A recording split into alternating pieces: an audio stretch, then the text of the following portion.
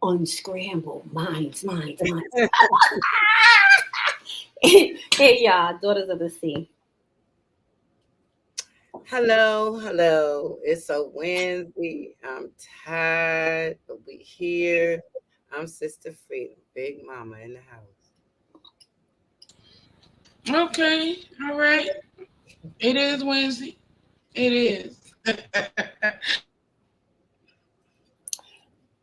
Yeah, y'all. All right. Well, Nisha, we know it's Wednesday, but you ain't say it's Nisha.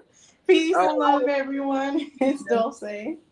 That's everybody know we must be really tired, but we must got some information we thought that y'all might want to hear, so we're gonna go ahead on and give it to you. Well, maybe we should wait a bit until our folks start coming in, because I don't want to have to.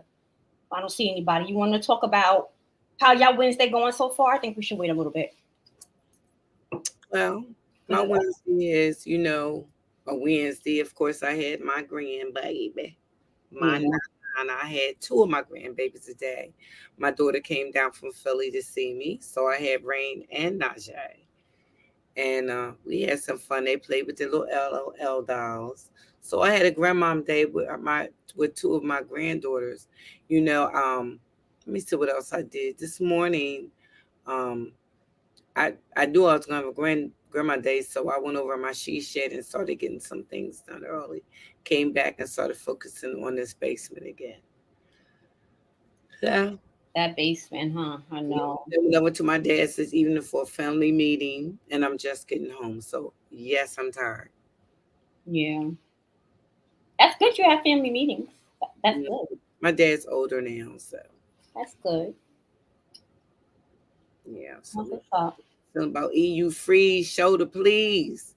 I definitely would like him to be a guest on Unscrambled Mind. He has a lot of wisdom. He has lived life to the fullest.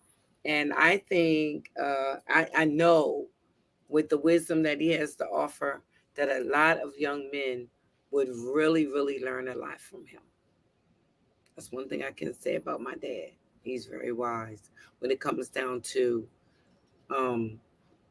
being a ladies' man and understanding women. Not saying that he don't make mistakes, because he made one tonight, but I straightened him out. But yes. Well, he is Scorpio, right? Oh yeah, November 4th. He don't care. No. He don't care. If them Scorpios tell you, oh well, it's oh well. Them Scorpios are something else. I'm that type. Don't I'm talking. Come again. Come again. What you say? Some Scorpios are something else. When they say how they feel is how they feel. They say they don't care, they don't care. I don't know. My dad will probably call me later and say, I'm sorry, daughter. You got to be careful what you do and say, because sometimes you don't realize that you're actually affecting or hurting another individual just by the words that's coming out your mouth. In reality, you are. So I'm expecting him to call me. That Scorpio's a stinger, I tell you. Nisha, how was your day? My day was good. I worked. That's about it. I worked, then I worked. So, it is what it is. Mm-hmm. But normally, regardless of what, I'm gonna have a good day because I'm making my business too. So you ain't gonna really ever hear me complaining about anything because I done been through the fire, so ain't really nothing else could could affect me for real. Yeah, That's another. the best stories are usually told. And that's why you gotta be careful, like even with stereotypes. Oh, happy anniversary, Othello. Othello and Willie's grandbaby said today is their her wedding anniversary. Oh yes, happy anniversary. Hi, Mr. Ronald. Welcome, welcome. Oh, you Aries or something else. Oh, I'm Aries. Men right. run. Fire and desire, Lord have mercy. No, I'm joking. I'm joking, but I'm really not joking, Mr. Ronald. Fact. Joking, but not really. Did Dulcie ever introduce herself? Yeah. She was next to tell us how her day went. Yeah, it's good. I just worked, Gotta head back to work. I'll be working. But it's been a good day. Can't complain. Those Aries are something else, but one of my best friends is an Aries, and they not supposed to get along with Cancers, but somehow we're best friends. And then my little cousin, my mini me, she's an Aries, and I rub.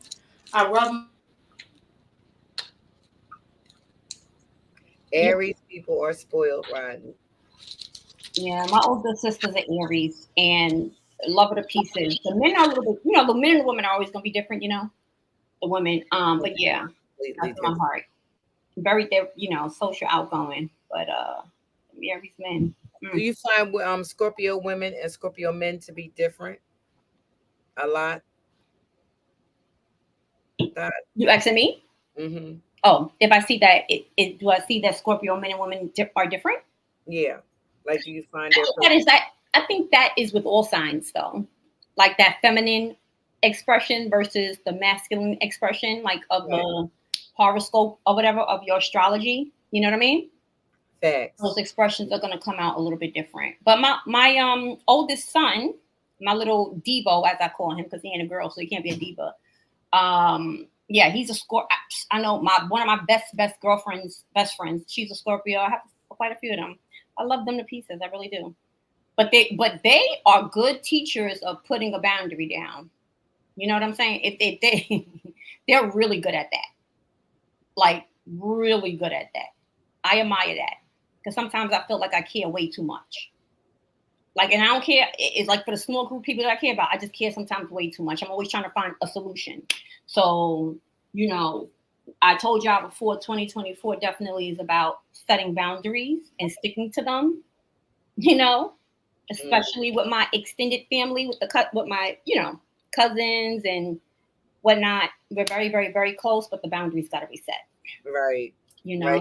Communication is everything. It just is everything. Communication is one of the most important things, I think, in any relationship. It be friendships, sister, brotherhood, man and woman. I just think communication is the key. Absolutely. And like you said, boundaries. Like if you have a situation, you need to let the other person know what triggers you, what you will stand for, and what you won't. Because like you said, boundaries. Yeah. You know what I mean? Because if you don't have no boundaries, you can't expect your relationship to last, because it ain't.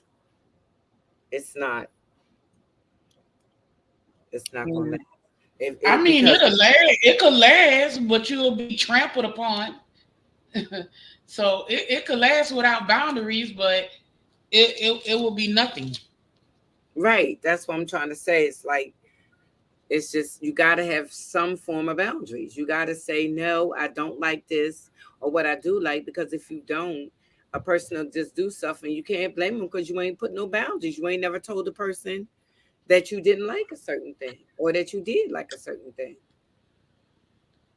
Wait, hold on, I asked. Welcome, you guys. Empress Me. Welcome. Mr. Ronald asks, who's the best women for us Aries to date for the horoscope? I would suggest, well, because it's a fire sign, obviously other fire signs, but signs like, Sagittarius is typically are pretty compatible with Aries. Geminis are pretty compatible. Who else? Leos are pretty compatible. You know, but that's just on the surface. You know what I'm saying? You would have to know more than just like your sun sign. You know, you got your rising, your moon, your this, your that. But yeah, generally. Yep. Yeah, it's true. It is Yep. true. And I just say that in relationships, and it was just ending up y'all like this, waiting for some people to come in so we can get on topic of what we was talking about tonight. So I thought I'd bring up a few things that might be a little beneficial in a relationship. Be careful. The tongue is truly like a sword. Like Dots was just saying something about boundaries, and I was saying something about communication. If you don't tell somebody the do's and the don'ts, you can't blame them if they do something that you never told them that bothered you. Okay. If you don't sit down with this conversation about what triggers you and what don't. As I was saying, I don't want to be with no protection. Is very important to me into any relationship. I don't care what kind of relationship is. The most thing that I think about is protection. You can't come to me talking about my girl. You can't do that because I need to protect me and I need to protect her. If you got something to say to her or something about her, you tell her. Period. I don't want to hear it. So, like in a relationship, I feel as though if Dots was laughing at me about something, let's make up something. She didn't like the way I make my potato salad. And she said, girl, your potato salad is horrible. My man get to laughing and all that. To me, he better not. He better say, oh, my baby potato salad tastes the best to me. I don't give a care if he likes it or not. When he gets home, he can say, baby, because you forgot to put the mustard, the boiled eggs, the onions and green peppers. You forgot to cut the potatoes a certain kind of way. But he better not say that in front of whomever is making fun of me. Do you agree or do you don't agree, Dots? What about you, Niche? I disagree. Okay. I don't feel like he should have to put on the show, because if y'all already solid, you should know him and he should know you. So I don't feel like, he just not gonna bash your potato salad.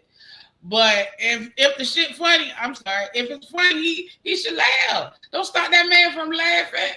No, I don't know, because I feel like this. We supposed to protect each other's mental and physical state of mind.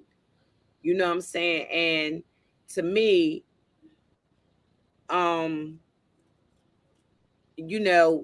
how your partner feels about you or make fun of you. Because see, a lot of times people don't know little small things can break a relationship up.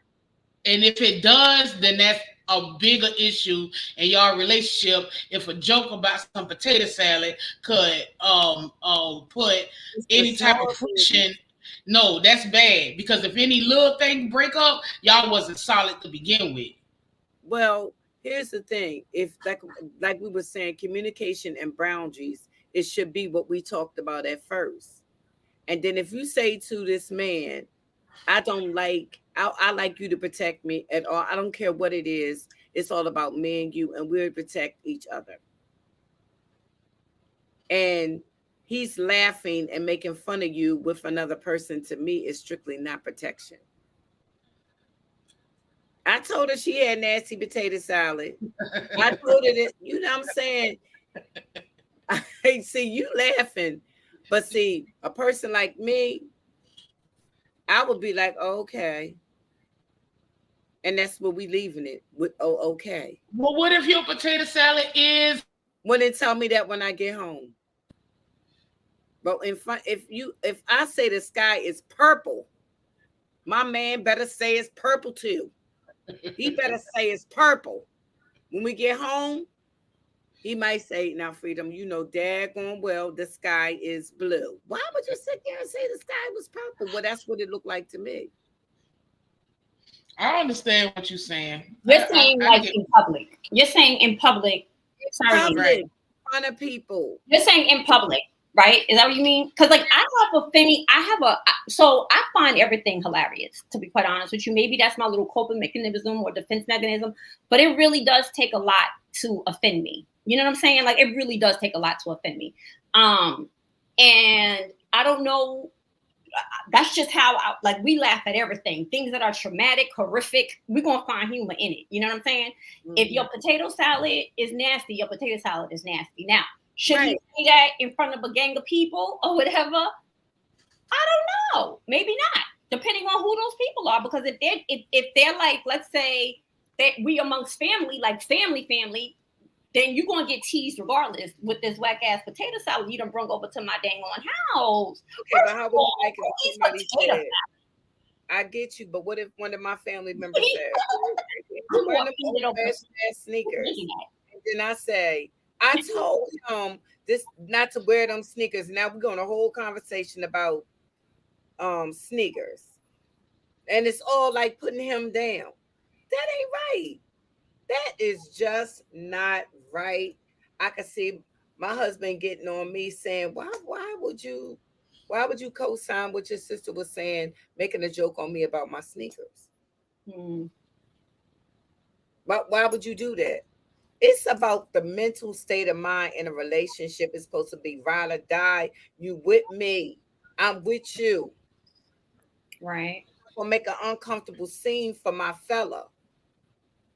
Well, how about this? The solution would be, like you said, right? So after the fact, that would be a conversation you would have with him. So he know next time, like that, No, but see, when you said it, I was thinking that you was talking about from the gate. Yeah, like just honestly, Mama can cook. I was using that as an example. Yeah, I know. Just an example. Mama can cook. Wait, to me or to the chat? Swift. I don't even eat beef. But I can make a banging meatloaf, okay? Mama can cook. Nobody can come in this house with no dang on potato salad.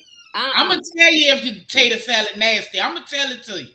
I don't want nobody potato salad. You can tell me, but and guess what? You could be meaning it, but my man bet not co-sign it. No, Lord, I can't listen. God, you know what made me think about it? God don't do no damn potato salad. That's where we stop. I don't know why.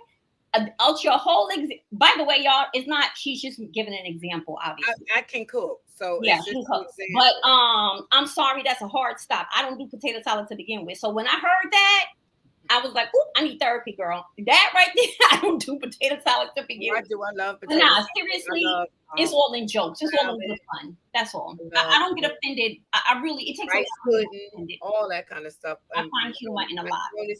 Tuna salad. But tell me if my shit is nasty.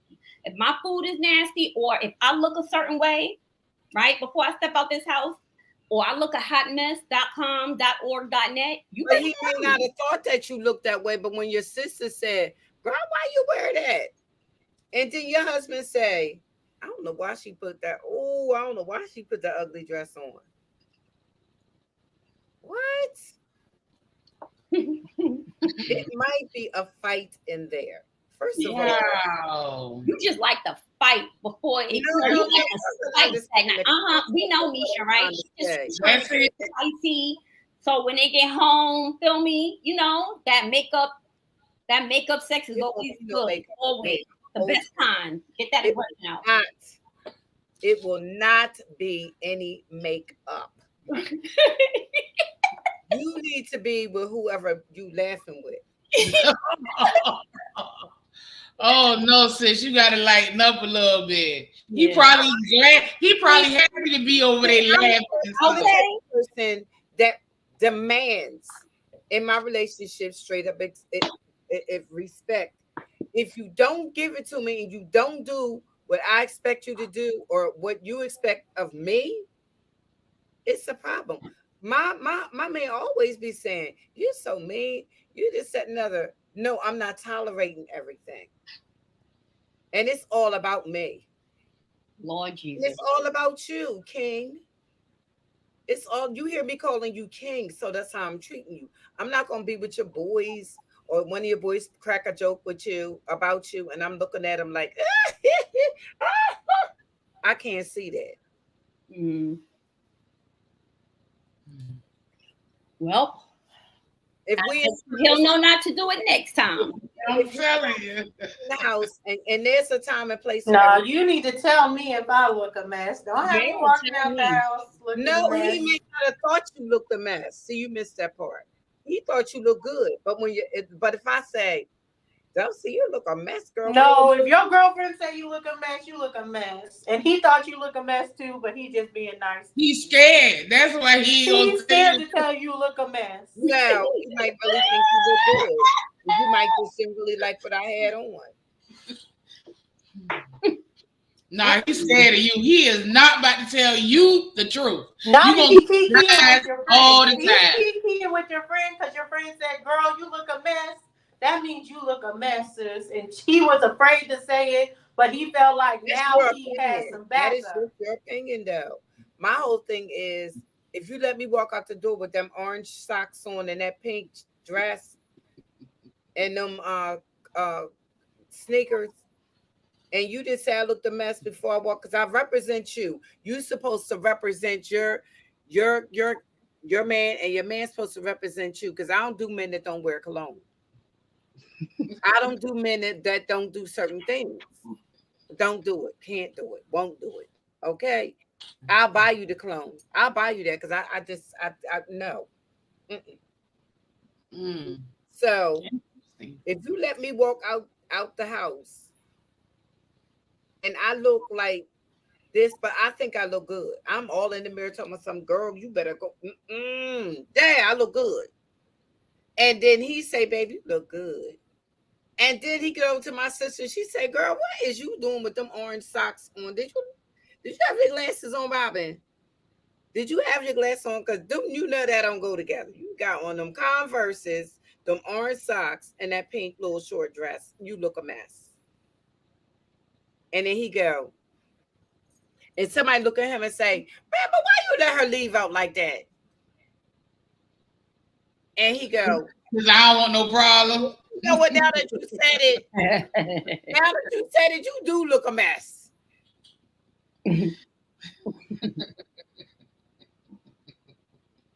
Well, like I said before, I'm sure, and then he says it, you have that conversation with him, I'm sure he won't do it again. And then y'all make up. Y'all make up. The man in the suit in the chat, I want to ask, see, Swordfish said, it's funny. He just going to laugh. He going to walk down the street with his woman. I mean, he might he may not get no dinner when he get home. She ain't speaking to him for about a week. Oh my God. No, you know you ain't getting no love making. That's just out, unless you just throwing me on the bed and taking it. That's good too. I thought about that is kind of, but I'm just saying. You're not saying nothing, because the minute you get in that house and he gives you a big old hug and he gives you a big old kiss and he tell you himself, yeah, what we saying now? Whatever. Hi, George. What we saying? Okay. Hey y'all, we getting ready to get into this thing after she's done. Dots, don't do that. I'm not finished. I'm responding to girl. You hold on, Dots. Let me finish. You got it. I'm gonna be quiet. You got it. Okay. How many men in the chat will be okay with being embarrassed at dinner by your brother and your wife laughing at him too? Put a 1 in the chat, please. Your wife laughing at him too. Laughing at you, right, with her brothers and with your brothers and all that, just make it clowning you. You supposed to hold in that laugh. You know what you was gonna walk to the bathroom. What you gonna do? Somebody said, "Well, damn." I'm just saying. Put a 1 in the chat. See y'all, all y'all scared. They gave you the answer. Scared of you. They already told you. Somebody said they know not to do that. Because y'all know y'all would not like that.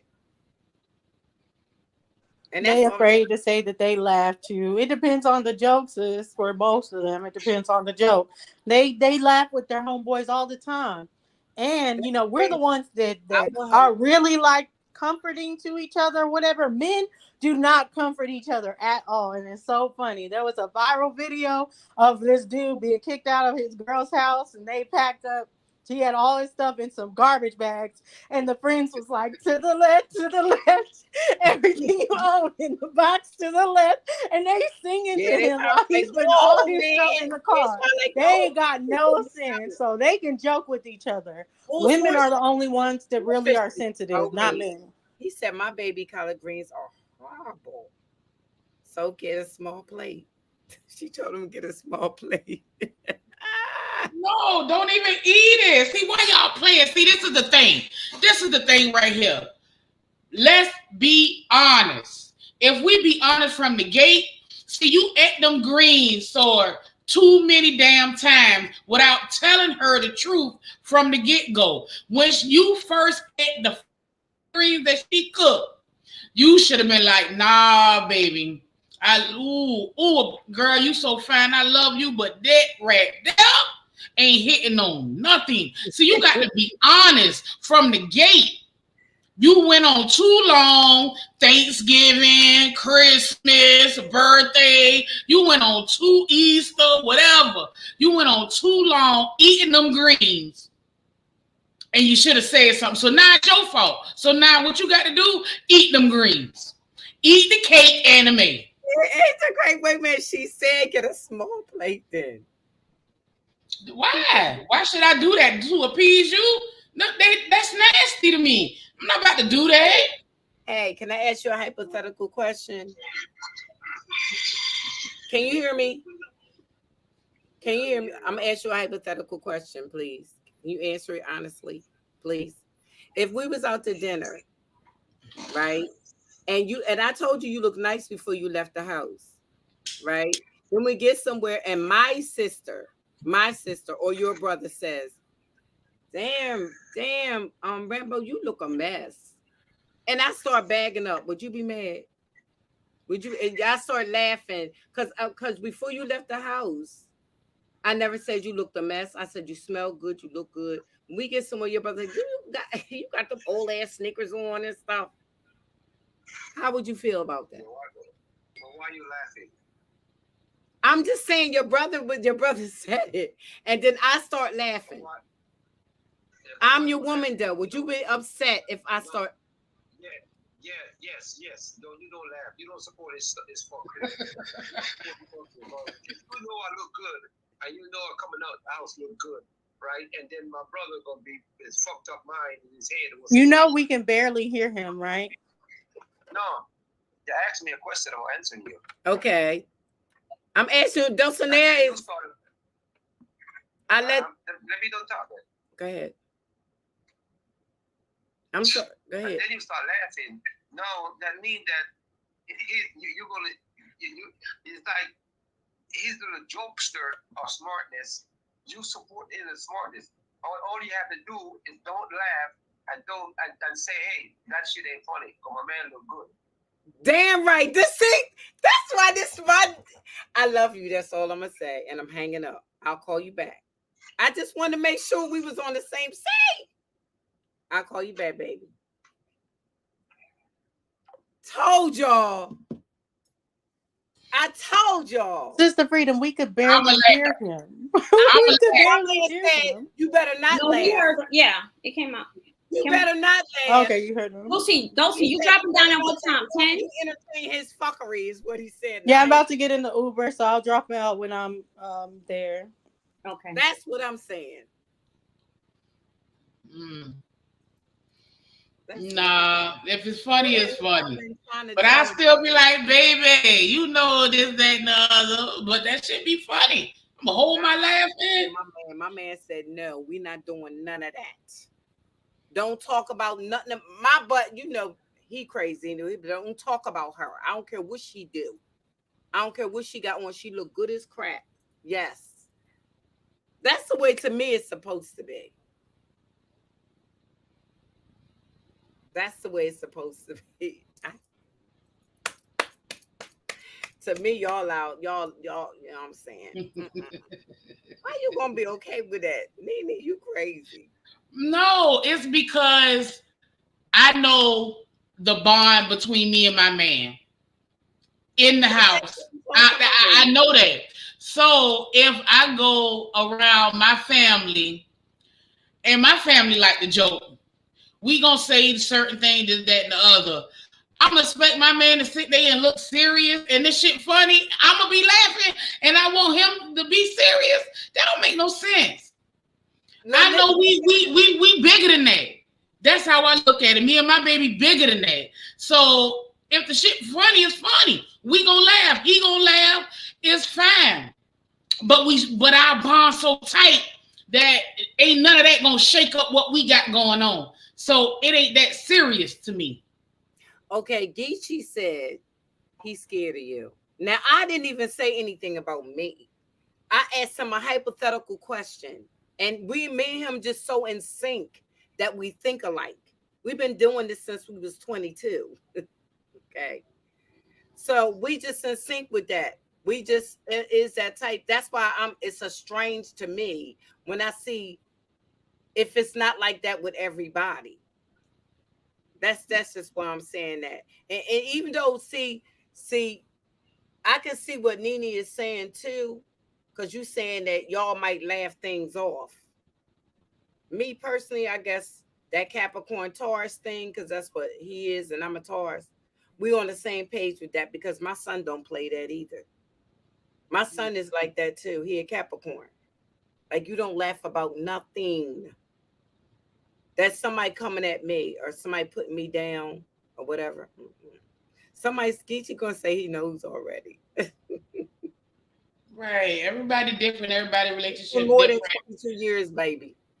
It's been more than 22 years. I'm not gonna get mad about it, nothing like that, because after we have fun and smoke and drink at our family house, and we gonna go back to the house, we gonna get it in. I'm gonna let Dots go on. It's two different type of relationship gengies. I get it. It's just two different type of things. You know what I'm saying? Like it's two different type of lives. We all different, two different type of lives. But Dots, I'm sorry. I'm gonna let you go into what you wanted to discuss this evening. So I'm shutting up. Dots, I'm shutting up. Hey, oh, okay. Oh, all right. Well, that was the first of our interesting hot topics. But anyway, have you guys heard of the 3 Americans that were detained? Well, not even detained. They were, I guess you can say they were court arrested. They don't know if they've been executed as of yet. But the 3 Americans that were caught in the Democratic Republic of Congo, which is in Central Africa, right? I don't know how many of you heard that, but I thought that was a little bit interesting. So, Freedom, share this real quick, please. Hold on. Sure, baby. Got Rambo scared and stuff. Honey, never, because what? He's Jamaican. How you going to be scared of anything and anybody? Please. And the name is Rambo. So what you, girl, please. All right. So I'm going to play a bit of the clip, but let me try to get my little news anchor voice on now. All right. I'm going to read some of this article and then I'm going to play this clip, y'all. Okay. So it says 3 Americans, and if you heard of this, put a 1 in the chat. 3 Americans accused of involvement in Congo coup attempt. Here's what we know what happened. Okay. So at least 3 Americans were involved in a foiled coup in the Democratic Republic of Congo last week that left 6 dead and dozens of others arrested, right? So a failed coup, or coup, COUP, is like an overthrow of the government. On May 19th at 4:30 a.m., 50 armed men, allegedly led by Christian Malanga, a self-exiled opponent of the Congolese government, who once lived in Utah, staged the coup in Kinshasa, Congo's capital. So he was trained over here, which is interesting. Armed assailants who were live streaming first attacked the home of Baitu Kameri, a politician who had since been elected Speaker of the Democratic Republic of Congo. After a 40-minute gunfight, the assailants attempted to infiltrate the presidential palace, home to President Felix, I don't know how to pronounce bro's name, so I ain't gonna try, who was unharmed in the incident, right? Ikenge said 6 people, including Malanga, who's the president, I guess, and 2 police officers were killed and dozens were arrested, including 3 United States citizens. Malanga's 21-year-old son, Marcel, his former classmate, Tyler Thompson, who's 21, from their hometown of West Jordan, Utah, and one that was convicted of marijuana trafficker. Okay, why were Americans involved? Apparently, this Christian Malanga referred to himself as the president of the new Zaire government, which was an alternative or shadow government in the Congo that he created in 2016. All right, blah blah blah blah blah. I'm gonna play I'm gonna play this video. It's very quick. It's only 1 minute and 10 seconds. It's probably a reloop. And these are the faces of the 3 Americans that were detained after a failed coup in the Democratic Republic of Congo. So they stormed the presidential palace. Here we go. Hopefully y'all can hear it.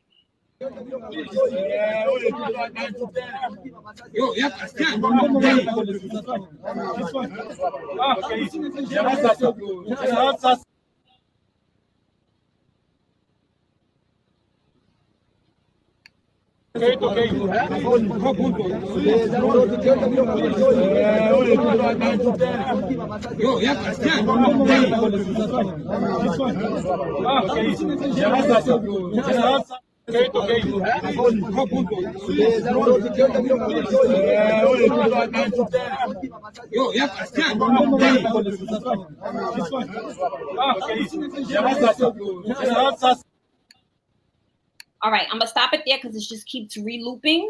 All right. But I wanted to share that I initially thought that they were a part of the U.S. military. Yeah, right, not the mixed brother. So my understanding is that the presidential palace was stormed, right? And the because at first I'm like, why the hell are we? I'm thinking American soldiers inside the Democratic Republic of Congo. Why are they in Central Africa? Even though I know we have troops everywhere. But apparently these 3, the black kid, the one that looked mixed as who said that? Indian Carter said, I believe he's the son of the quote unquote president or prime minister. The white kid was a friend of his, and they're only like in their 20s, right? So now they're detained, they jailed. They don't know in terms of like their execution, but apparently what they were charged with, they're eligible, pretty much to be unalived. Did anybody hear about this story? I did. Now that you went into it, I think I skimmed past that real quick. Yes, I did. So, oh my goodness. So what was I? So you saying one of them was the son of the prime minister? Is that what you said, Dots? Yes, that's what my understanding is. Yes, that one of them was related to because that's how they caught the Americans. So they executed more than half of them on site when they stormed the palace, the presidential house, whatever I'm going to call it, right? And then they did not show the execution of those 3 Americans, but the footage that has gotten out shows them just sort of like walking in a line, arrested with handcuffs on, going into what they would consider like their quote unquote jail. So, yeah. And they are so, girl, they are some mean mama jammas over there. Okay.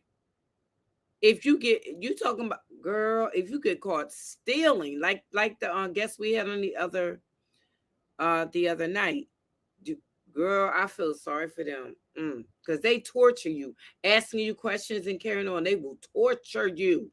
You might as well said you did it, even if you didn't. That's how bad they'll torture you. That is something. That is crazy. Yes, it is. Crazy. It's crazy how you go in somebody else's house and tell them and try to tell them what to do. That's true too, Nee. Mind your business. What was you doing over there? What was you doing over there?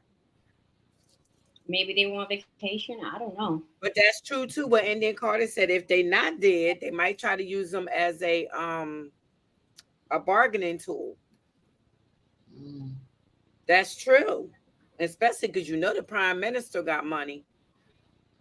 That is crazy. Actually, you know what? Hold on. Here's another one that maybe Okay. it can clear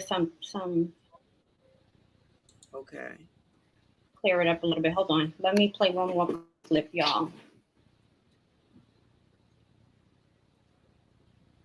Yeah, I'll play this one since it's up. I was gonna play something different. Let's see. I haven't watched this video yet, so let's see what they're talking about.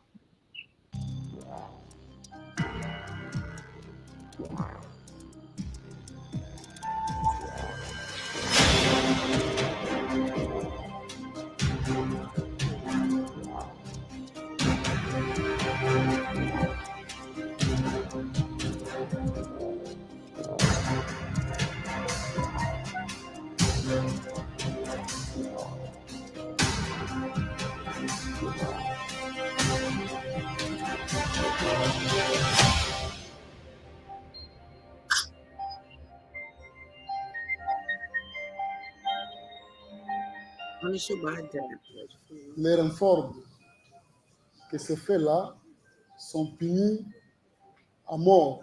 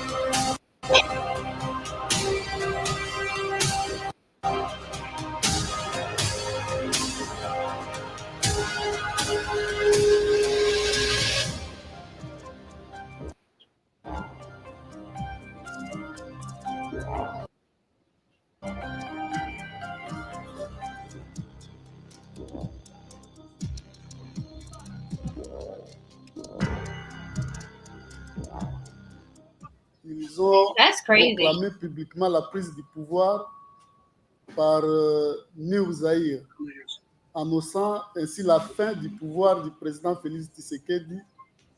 À l'occasion, ils ont eu à hisser les drapeaux de leur mouvement rebelles et terroristes dans l'enceinte du Palais de la Nation.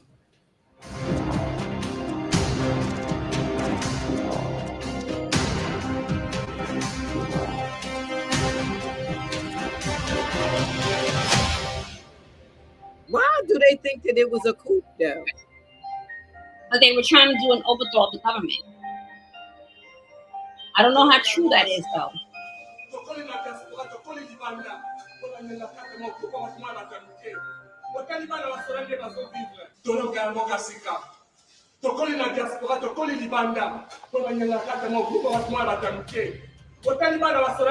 vivre eza normalité otali façon de vivre eza normalité. Félix, you out. Félix, dégage, you out. He's coming for you.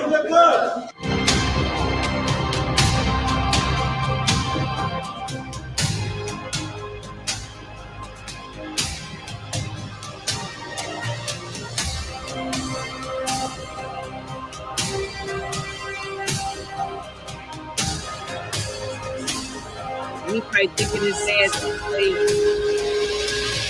Warm it up. It's almost over. All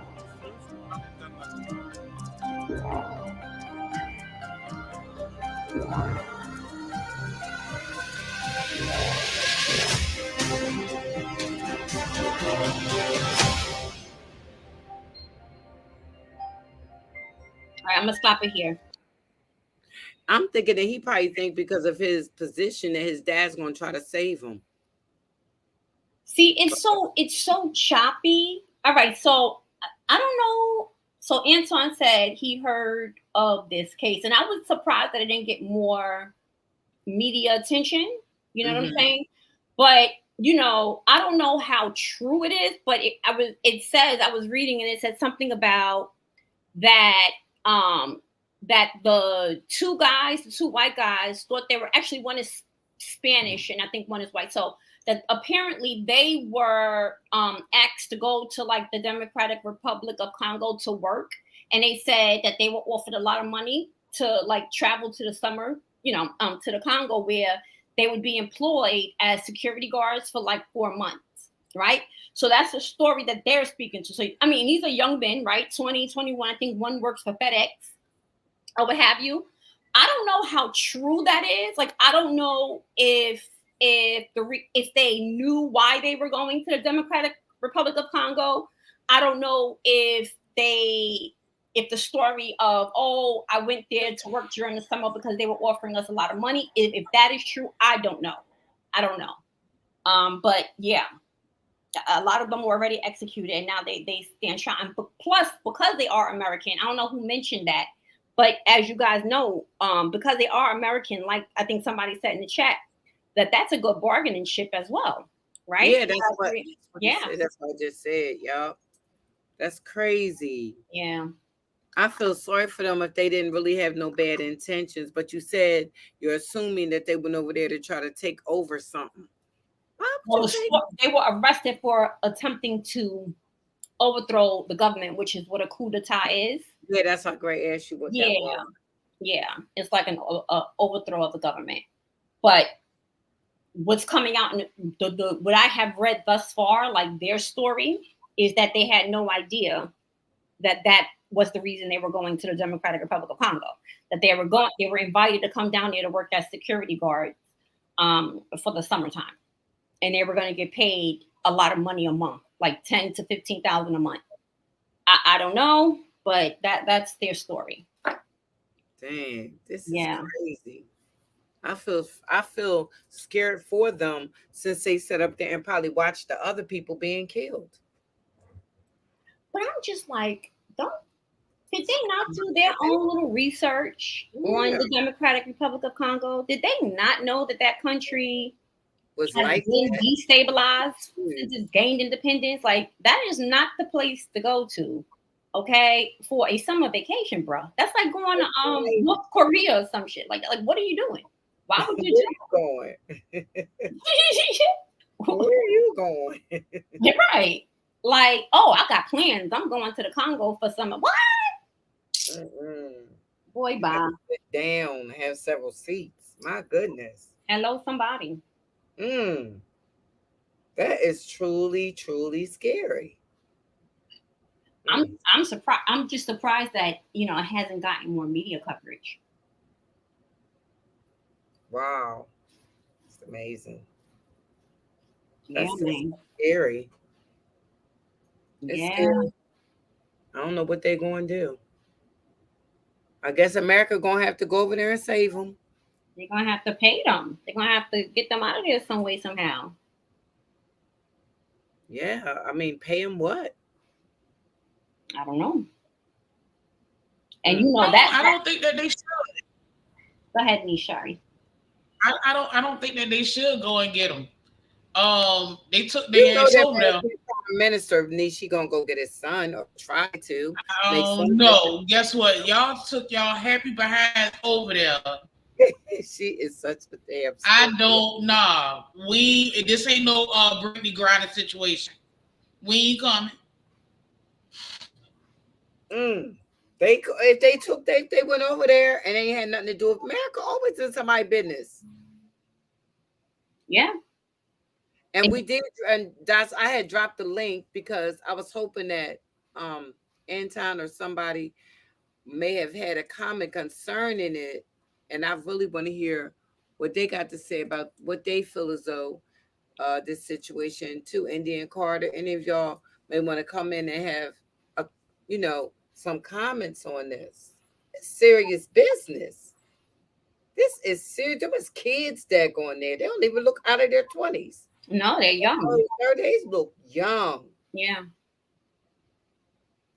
Oh, I'm scared for them. But I think initially, like I said, I thought, like when I had first saw it and heard it, whatever, I don't know why. I just immediately assumed that they were like with the military, especially when the U.S. military and they were like on a mission. But no, that wasn't the case at all. You know, I mean, listen, they are in their young 20s, right? I think one of them is what, 21, I think, and they're no older than like 24, 25. So I do believe, I mean, there is a possibility, right, that they didn't know why they were going to the Congo. There is a, I mean, I don't, it's not hard to believe, you know what I'm saying? That like, if their story sticks, like, yo, I was offered a you know, I was supposed to do security. That's why we came down here. That's not believable to y'all? I mean, yeah. I mean, if they're telling the truth. Nah, they knew exactly what was coming to do. I don't think that they are innocent by a long shot. They had a plan and they stuck to it, but it didn't go how they wanted it to go. So they knew exactly what they was doing. They had a bright idea, but it didn't.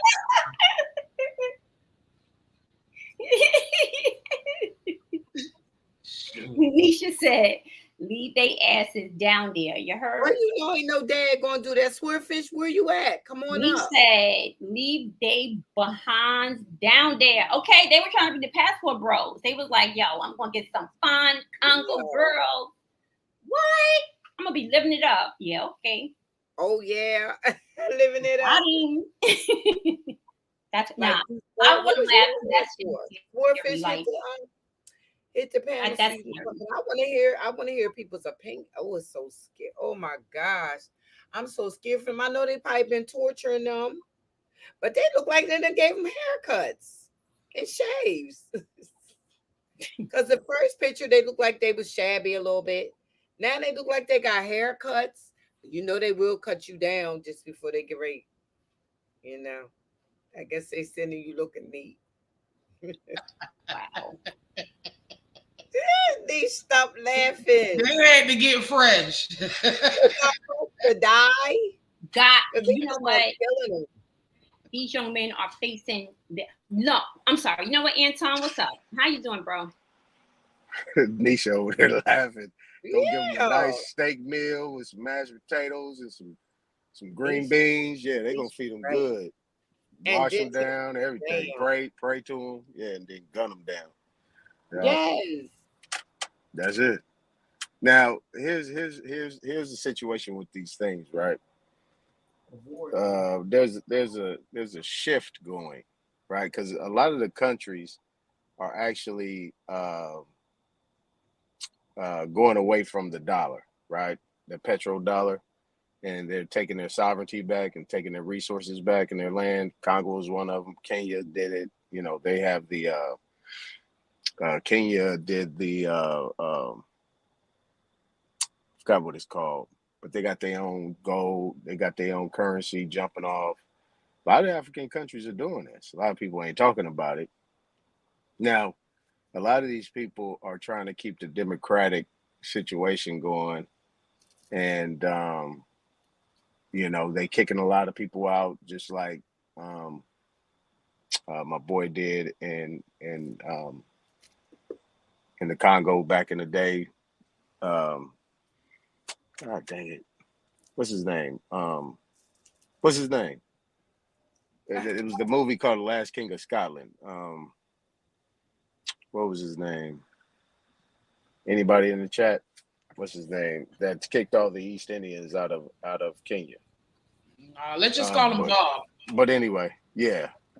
So anyway, so a lot of people they devaluing that dollar in their country and they taking over. So, and they taking all their resources back.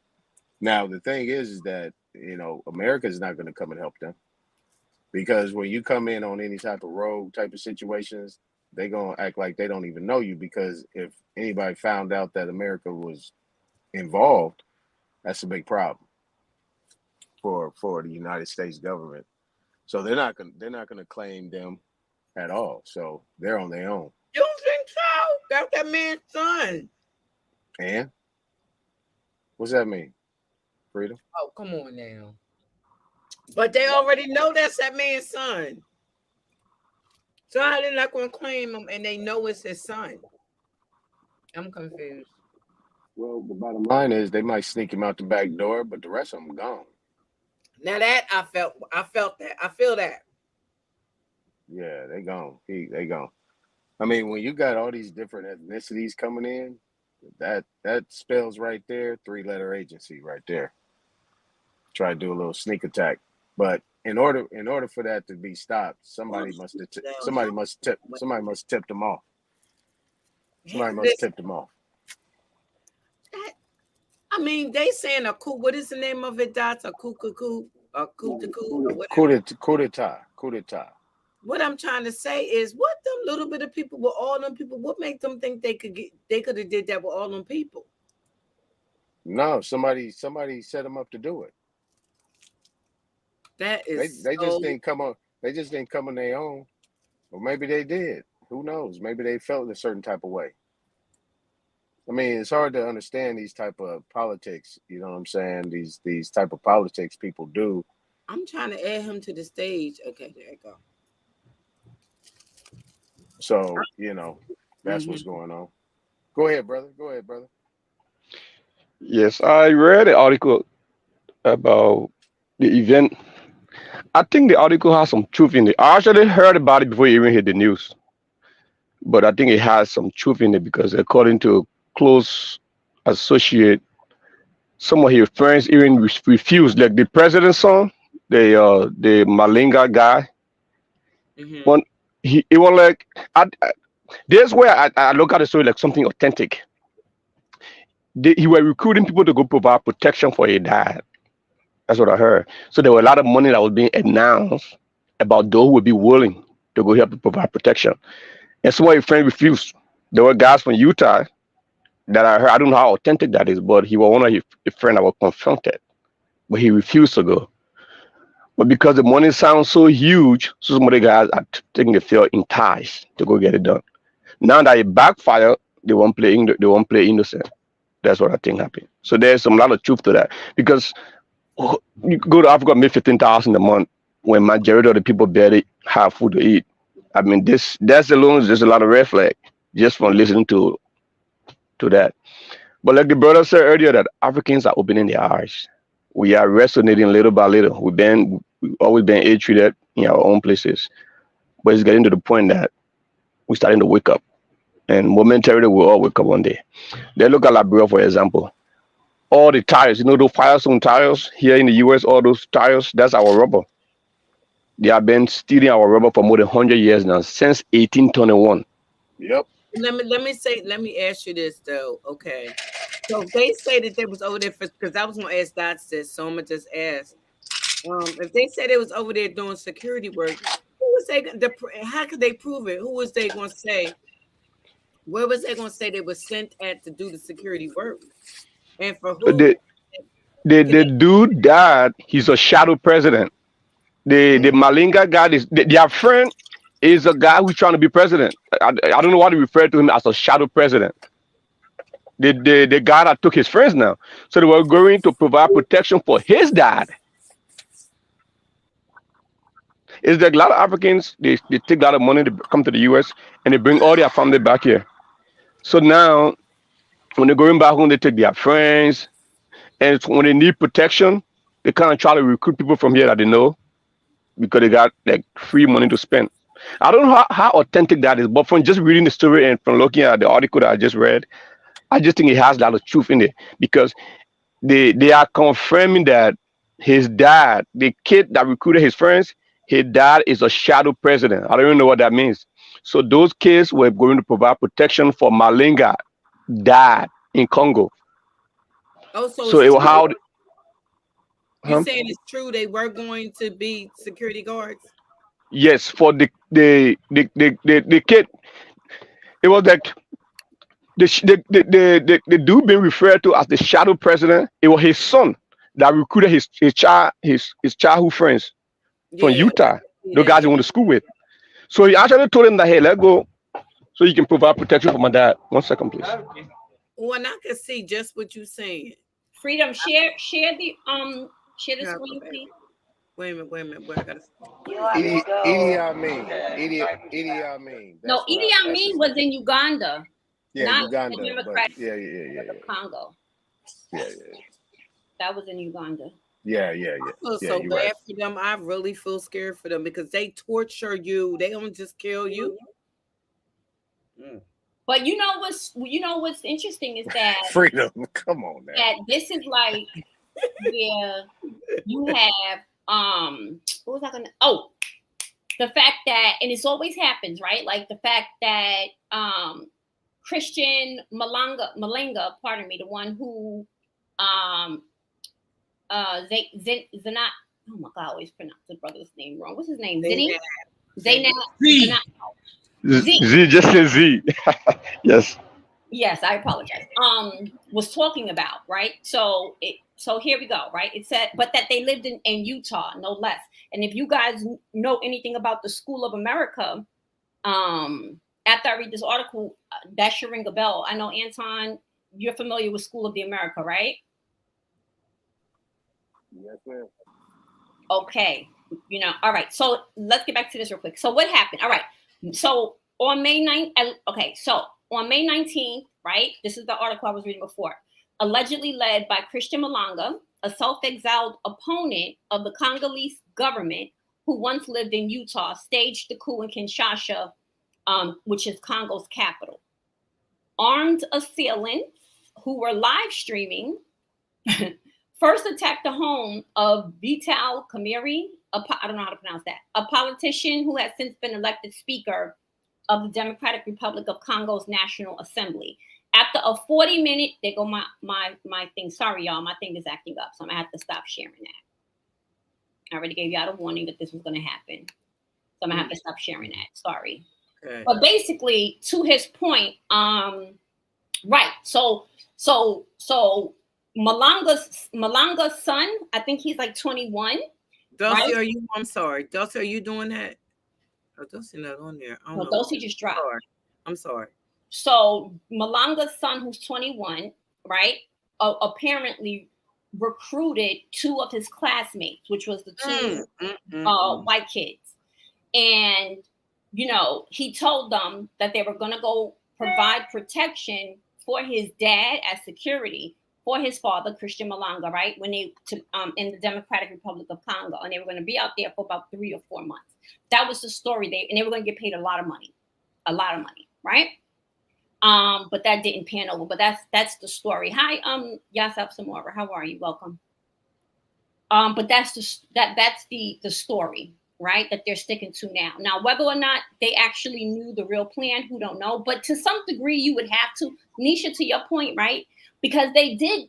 I mean, they did know that the dad, Christian Malanga, the 41-year-old, they did know that he was trying to, I guess, become the president or, take over.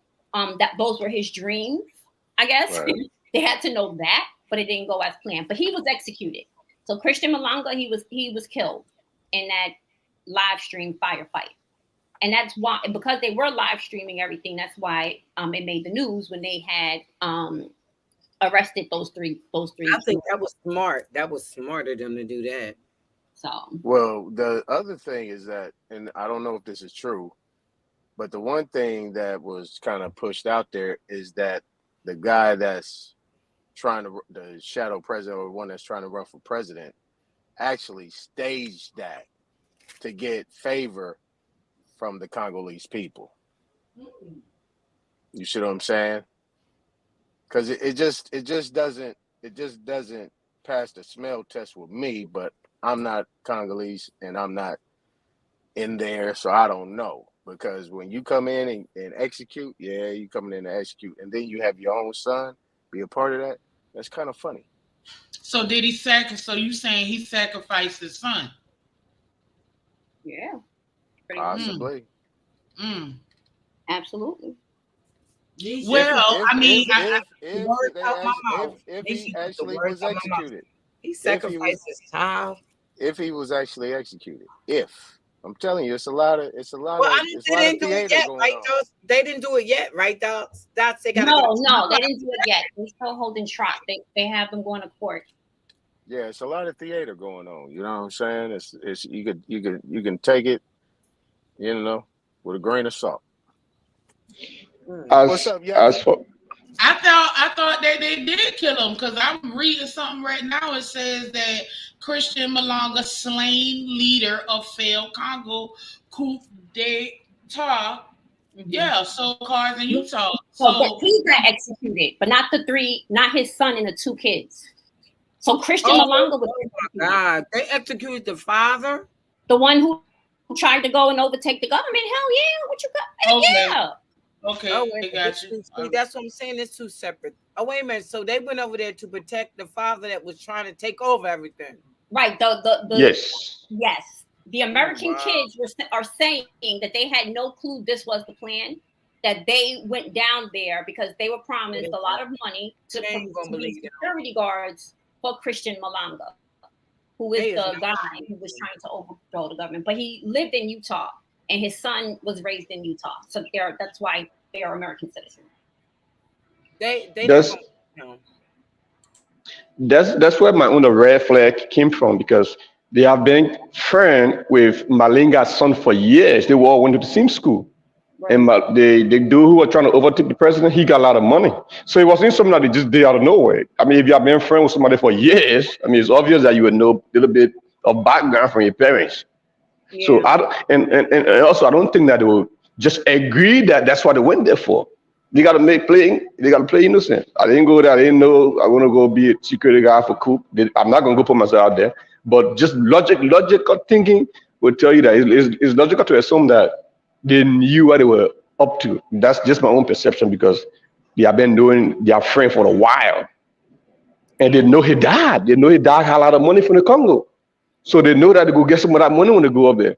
But I don't think they knew the gravity of the issue. They knew how serious it could have turned out. It was just unfortunate. But I'm not going to say they don't know. They got no clue what they were walking into. They have some ideas just based on the relationship. Yeah. That is crazy. They thought. Hey, greetings. I'd just like to say that we're forgetting one word, which is mercenaries. Mercenaries have been in Africa since the dawn of time. And this is no different. So whatever excuse these guys give, they're friends of this, that, they're mercenaries. They went there to topple the government and they have been caught, basically. So they have to face whatever it is that is waiting for them. And that's the long and short of it, basically, as far as I can see it. Yeah. So you don't believe the story that they didn't have an idea, that they were just, that wasn't their intent? Do you believe? No, I don't believe that. You see, when you go back in time, even when they were fighting the Anglo-Ashanti wars, they got the Maroons to come and fight for the British. Basically, this has been happening from time immemorial. It's a mercenary thing. They go there and they topple the governments, and then they put their own people in place, and then they stuff the people, basically. And it's been a recurring theme, basically. But on this occasion, it failed, so they have to pay the consequences for that. And it's as simple as that. They're mercenaries. They went there for money. They went there to topple the government, and they didn't succeed. Simple. Now they have to die, because no matter what they say, they're not going to believe them. And like I said, Anton that may not want me to say this, but they do a lot of torturing. I really think that was a very dumb decision to think that 20 years old, 21-year-old can go get rid of a whole goddamn government. You see, that's what happens when you take people for granted. I said the same thing, them little bit people. Yeah, 21-year-old, 22-year-old going to overtake the whole goddamn government. But I think the preconceived notion was they don't take African too serious. I mean, we can go get rid of them. And you just take somebody, their childhood friends from high school. Let's go get rid of the government. It doesn't make no sense to me. Maybe they might get pardoned though, because I mean, they don't have like a real. Anyway, I don't know a lot about the government. I don't have to speak on things I don't know, but maybe there's a room that they might get pardoned. Okay. Or it depends the relationship between America and the Congolese up there. I don't know how tinted the American relationship is. So if they have a good rapport, maybe they could get them out of that, because they're not really growing enough 21-year-old kids. I don't think you can think that they were sophisticated enough to get rid of the government. So there's a good case to be made that they were manipulated and they are still very young. It just depends who's talking on our behalf. That's true.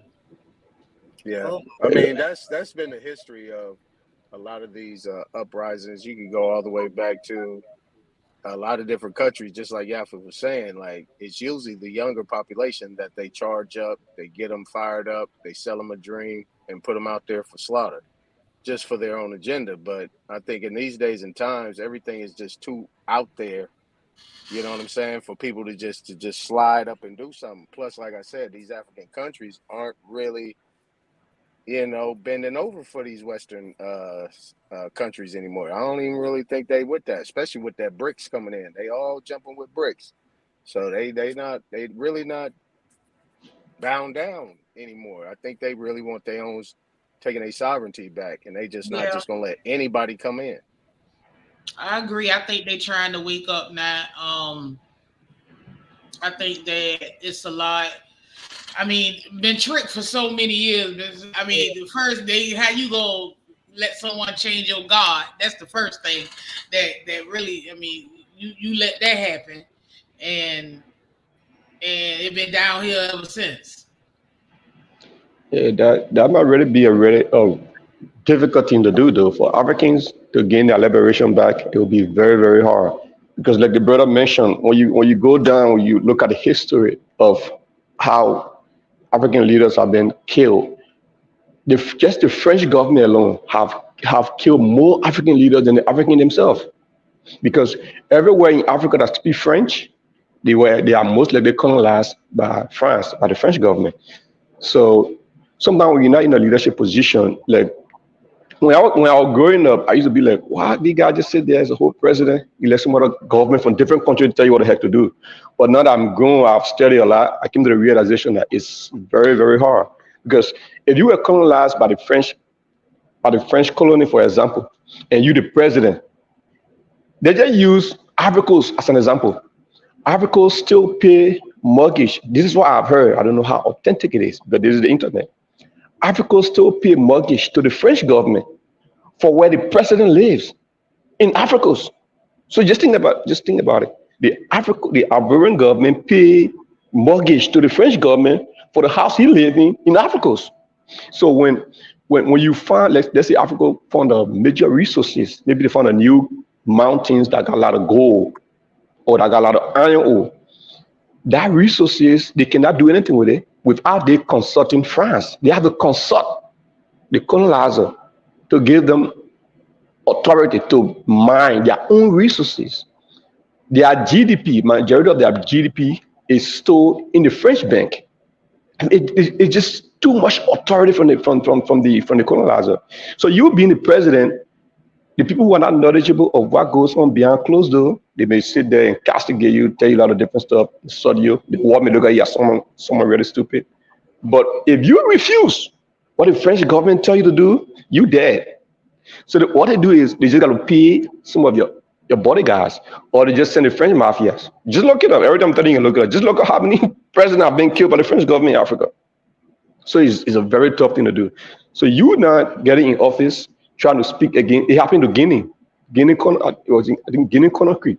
When the government, the president back then, when he stood against France, the first thing France did was to start getting rid of the warehouses, because almost all the warehouses is built by France. The military controlled by France.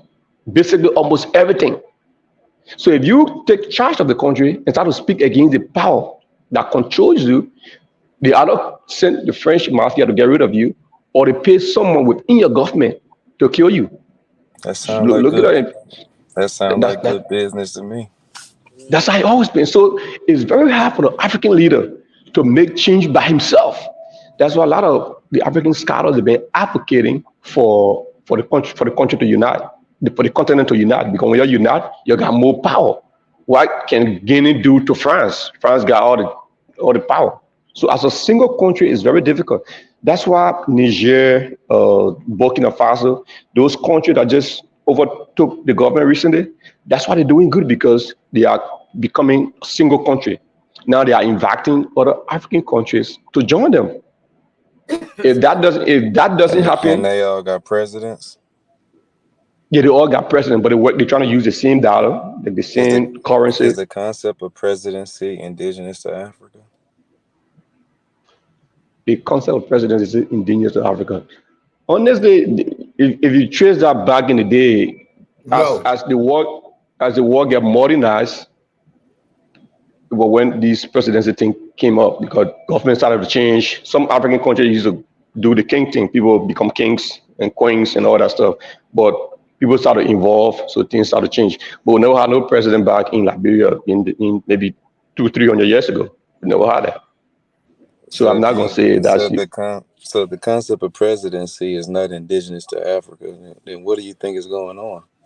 Do you think that those high-ranking officials are actually fighting for the people? Are they representing the people? They may have the intention, but if you have the intention to represent the people, the intention of the colonizer might be different from you being the president. If you're the president, you want to bring some changes. If that does not sit well with who all your colonizer is, and you try to enforce that, you're dead. That's correct. Just look up, just look how many presidents have been killed. All those guys that have been killed by the French government or by their colonizer, they were guys that were trying to step against what their colonizer wanted them to do. So when you try to step out of line, you're done. Like Liberia right now. Let me use my own country as an example. If the Liberian president right now say, "Hey man, we're gonna take our rubber company back. Those Firestone tires, that rubber come from Liberia right to North Carolina for more than 100 years now." Let the Liberian president say, "Hey man, we're gonna take our rubber back," and see what's gonna happen to him. See what America gonna do to him. They're gonna probably get rid of him. When I hear the word presidency, the first thing that comes to mind is I think company or business. You don't think the same thing? I don't think my thoughts are a little different. I think president should be somebody in charge to bring change. I don't look at it like business like, but that's a reasonable point to make. And I think a lot of African leaders, their hands are tied to really do what they want to do. Because when you step out of line, you're dead. I'm telling you. Look at Liberia, right? Let me go back to Liberia. All that rubber that comes to the US, we do not produce tires. How can we be the world, I think we still do, the world third largest rubber producer? It used to be Liberia, I don't know about right now, but we used to produce the most rubber in the world. Those Bridgestone tires, those Firestone tires. I don't know about that one now. Come on, you can't leave Americans out of this one. Down in Brazil and South America, come on now, come on, brother. You can look it up. I said right now we might not be right now, but for the past maybe more than 100 years, Liberia has always been the biggest rubber producer, the third biggest rubber producer in the whole world. That makes sense. That makes sense. So they assume that Firestone created their bones in Liberia. Oh yeah, definitely. Everybody riding with Firestone tires. but just imagine, we're not even producing a single tire. Liberia do not make tire, but we get the most rubber coming out of there. Go to all the Firestone leadership here, man. They start making some tires. They have to provide job for the people. Now they're gonna get rid of you overnight. So our brothers' hands are really tied. I mean, we just talk, but when you look what happening behind closed door, it's terrible. They got division, they got tribalism. It's just being fueled by the colonial power. So what do you think the issue is over there? Like, you guys have a lot of money that's leaving the whole continent. I think I was reading a statistic and it said that over the last 20 years, I think you guys have had like 900 and something. I can't remember if it was million or billion. It might be billion at this point over like the last 20 years. What do you think's the issue, like the real issue, from your perspective? What do you think's the issue over there in Africa right now? Africa is a bigger continent of about more than 50 countries. So every area got different dynamics of issues. But I studied mostly the West. I think the whole Africa in general. If you listen to what he was saying about what France alone is doing in Africa, that alone is I mean, it kind of, I mean, represents basically what the West is doing in Africa, because France alone controls about 6, 7 countries in Africa. And without those countries, France cannot be a country, cannot be a successful country as it is today. And that's why these African countries right now are rebelling. Now, you two are making great points. You're both correct. You're both right in what you're saying. But the problem here is that, again, it goes back to the black man ruling. And nobody wants to see that, including the black man. And so we have a problem here. And like the brother Z was saying, our hands are tied. And until we can clean all of that up, there's going to be problems. But I guess the problem is coming back. Sorry, one more thing. And coming back to this thing here, this mercenary situation, everybody is trying to take advantage of Africa. So if they've come down to try and overthrow governments, basically based on whatever information given to them, it doesn't matter whether there were 10, 15, 20, 21, 50, they have to face the consequences. And it's as simple as that, because until that happens, everybody can come in and just try and think they can overthrow the government using money. Got to set an example. Yeah, that's very deep. So I guess my question is this then. When you guys think about, the people that are controlling Africa, the one question I would have is it willful or unwilling? Is it voluntary or involuntarily controlled? Because Europe is 1/8 the size of Africa. How does Europe manage to have so much control over either, however you want to slice and dice the pie, whether it's just West Africa, if you want to kind of focus on that part, all of those countries have more people that's willing to fight, at least from my perspective, that's willing to fight than the Europeans. So like how has Europe maintained such control over the entire landmass, or just the West Coast, however you want to look at it? Is it voluntary or is it involuntary from y'all perspective? Well, I would say it's involuntary because it's. And I have a question after that. I'm sorry. Go ahead. Yeah. Sorry. Thank you. Yeah, it is under duress, and the basic thing behind everything is the gun. They have bigger guns, so therefore they're going to control the narrative, basically, and that's all it is. And that's why even these kids can come in, because they have more sophisticated guns, and with that in mind, they're thinking it will be easy to just walk through and just take everything. But there's also the other side, basically, and they have guns too. So therefore, when this one has guns and this one has guns, there's only one winner, the one with the bigger gun, and that's always Europe. Hence why Europe is controlling the whole of Africa. My perspective on that is I do understand that they got those colonizers still trying to control us, because I'm still African, I'm still Liberian. But I think if we unite, or if the leaders and the masses stand their ground, things can change. The last time Sister Freedom said that we come to the U.S. to use the U.S. Why we came to the U.S. And we just use the U.S. But when you study the history, it will make sense why we come to the U.S. Because I just mentioned Firestone, for example. Firestone used to be the gateway to our economy. Firestone was the biggest source of income for Liberia. But when the American took over that, we produce all this rubber, but we do not produce one tile. So there's no job. The raw material is being cultivated and brought to the U.S. The timber, the iron ore, the gold, they take the raw material out of Africa and bring it to the U.S. Carry to whatever country they can carry to. The masses do not have a job. What do you expect us to do? So we got to travel up to go to those countries and get some of our money back. That's why I came here. I work a lot so I can get some of the money back, because I could have been home up there working, minding my own goal, doing my own demo. But the guys go up there, government get compromised. Some government, they got said their hands are tied, they can't really do a lot, because you talk too much, you get killed. So all the resources get taken out, the masses don't have a job. What do you expect? Everybody try to leave Africa because they bring our resources here and just use it and just develop.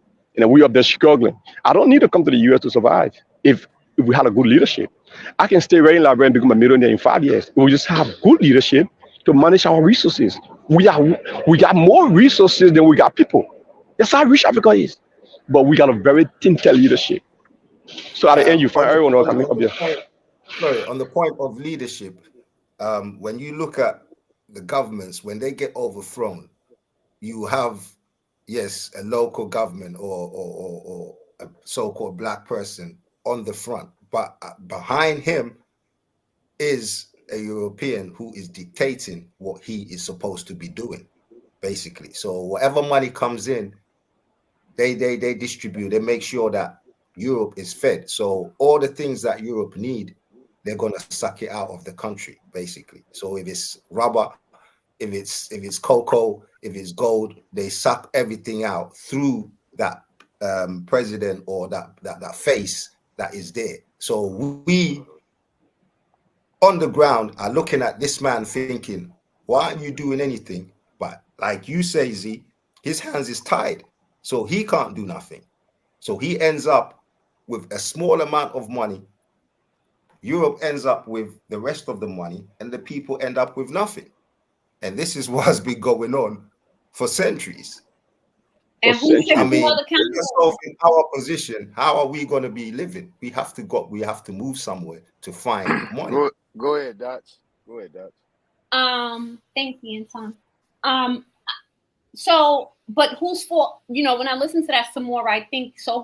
Whose responsibility is that? Whose fault is that? Because you know, I think the biggest threat generally, but like since we're speaking about the continent, the African continent, you know, is still that indoctrination of that colonial mindset that everything white is right.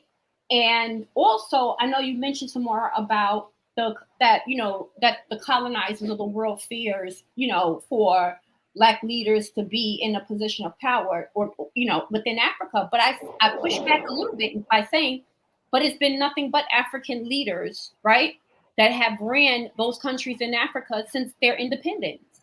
Now, so what? Something's amiss, something's off, right? Because on the one hand, I completely understand it will take any nation, right? Sometimes even centuries to rebuild, you know, and restructure their government or what have you, right? But even since the independence movements in the African continent, it's been African leaders in power. And still this tribalism, still corruption, you know, still Fugazi governments are still in power. So I guess my question is, so now what, right? Like, so whose fault is that?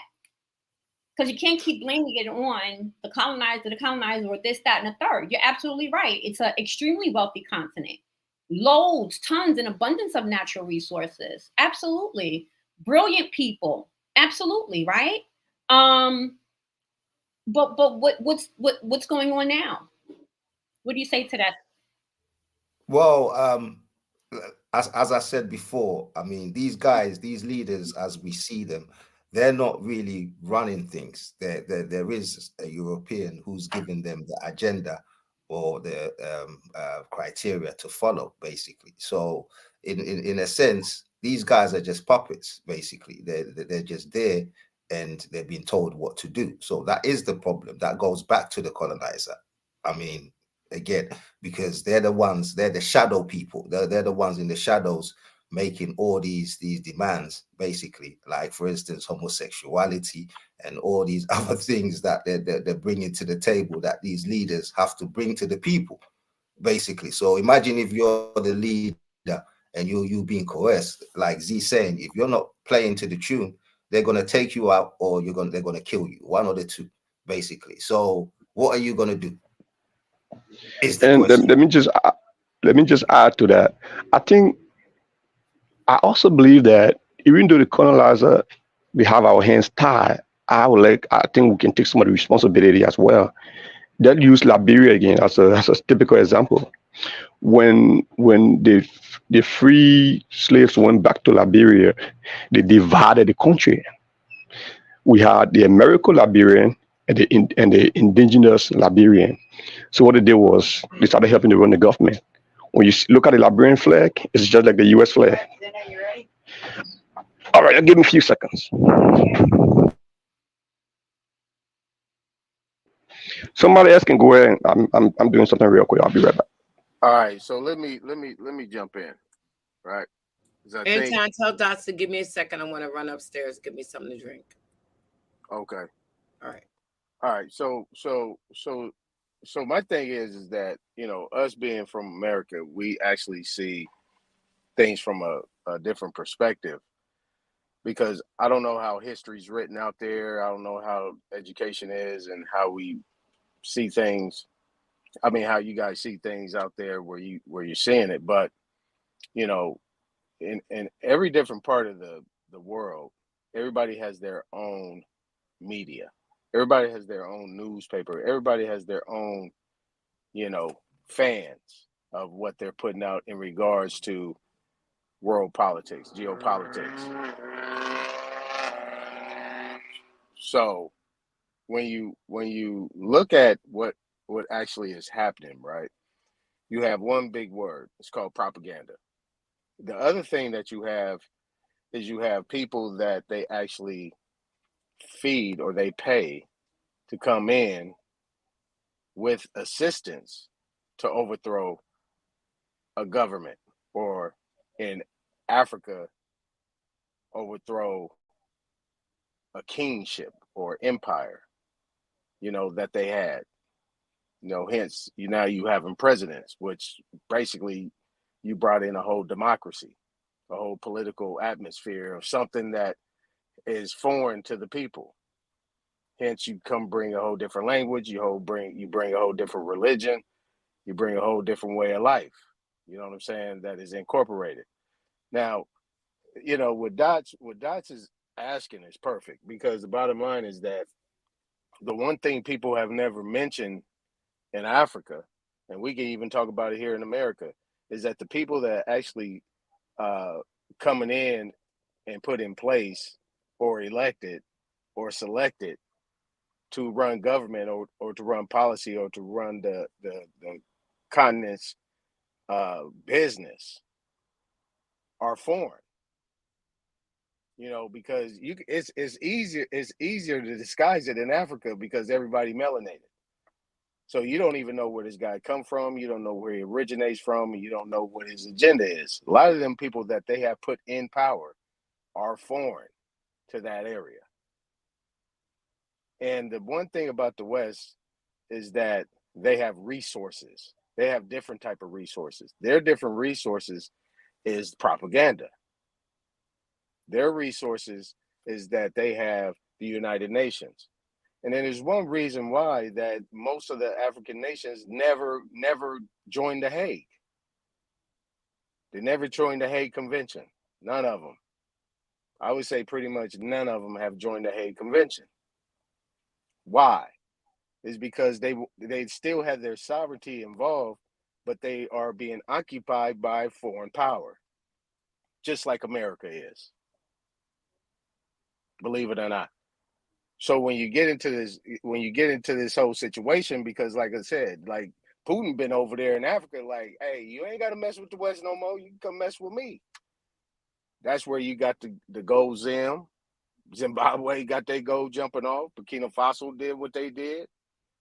Congo just did what they did. I mean, nobody's with that anymore. Like, that's a wrap. It's over. But the one thing that is happening, though, Dots, is most of these African countries is not with that business no more. It's pretty much over. It's just what we seeing on TV. That's what I'm saying. The propaganda, the resources is really active, and is more prevalent, and is more powerful than people think. More what you can say to people's mind that's already conditioned versus what you can actually do. Because ain't nobody really seen a war. They've seen it on TV. Right. But they ain't really seen no war. War is not taking place anymore with guns and knives and right. That's too much blood to be spilled. That's too much work, right? So now, since the only constant is changing, you're supposed to upgrade your mental software and how you play. Because to be quite honest, you know how I always say self-preservation is key. Like outside looking in, you know, as a world power, it is your responsibility to make sure that your national interests are always number one. I can't knock France. I can't knock Britain. I can't knock Canada. I can't knock America. I can't knock Russia. I can't knock China, right? For getting in where they fit in, right? So now, when I say update the mental software, we're so used to saying that, oh, it's the colonizer. When you think of the colonizer, you think of, let's say, European. But the new colonizer in Africa, no less, is the Chinese, right? That's the new colonial world power, but they do it a different way. It's not sending troops over, you know, it's not sending food aid packages over with USDA aid stamped on it. No. Now it is, I will literally develop your whole little town, something that your government should have did a long time ago.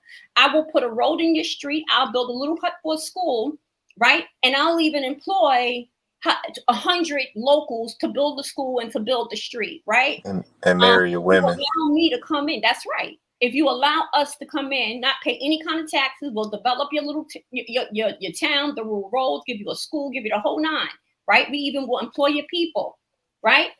But that's as far as it goes. So the Chinese is all up in there. So that's why I was saying to some more when I was listening to you or whatever. It's like, so now what? So here we are in 2024.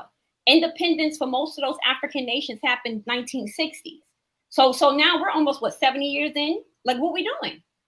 Because it can't keep on pointing the blame and pointing the finger. The bottom line is these are African leaders that have been in power, irregardless if they are funded or backed by outside nations, irregardless of the fact that is who is in power. They look just like the people.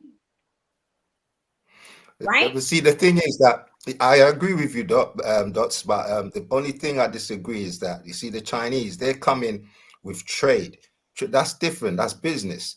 Business is different too. I mean, it's not the business that we want, but nevertheless, it's business. When we speak about the colonizer, they're coming with force. That's a different tactic altogether.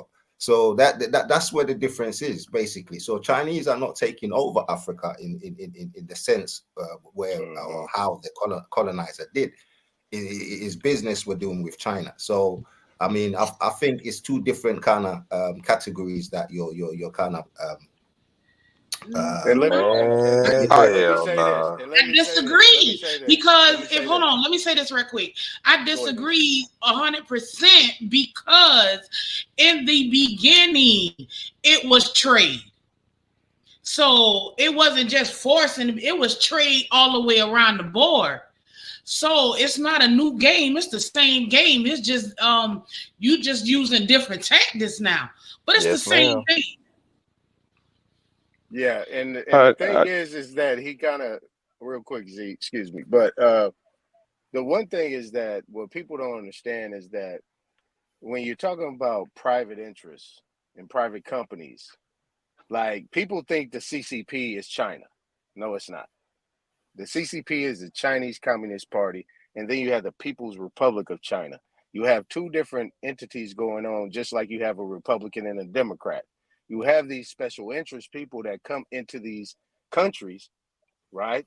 And then they set up shop. They come with good intent. They come with a smile. Next thing you know, they didn't plant a flag on your land. Now, there's a difference with that, Yafik, because you got to be careful, because this is where the play gets messed up. That's what I call the late for the play. But if you're talking about trading means that you stay over there and I stay over here. And then we trade resources with each other. But we're not coming over there to come into Africa and sell you Chinese food. No, that's not proper trade. We trade in resources. But and that's the thing, and that's where it gets confusing at. And that's why I want to just add on to that, because a lot of people don't understand that these people that are coming in are backed by private investment companies. Just like the military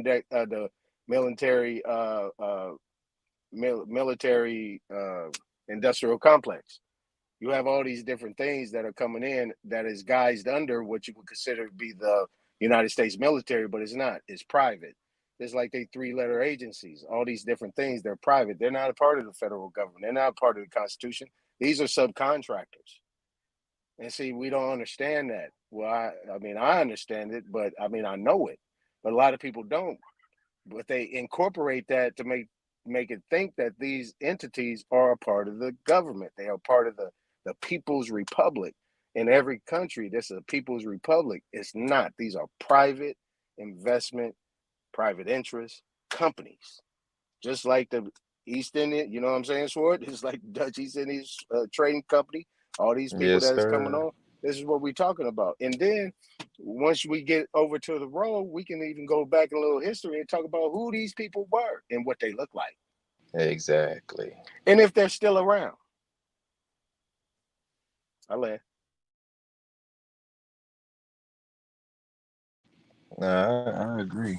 I think I just want to say I'm scared for them babies. They're too young. And it's a shame for them to be put in this position. But like y'all said, they probably knew a little bit about. I'm sorry for interrupting you, Sword. That they knew about it, but it's just darn, they got caught. So they just can't leave them hanging out. You're saying that Freedom, I'm gonna do like you, baby. What is military age? I know what you're saying. Okay, but, all right.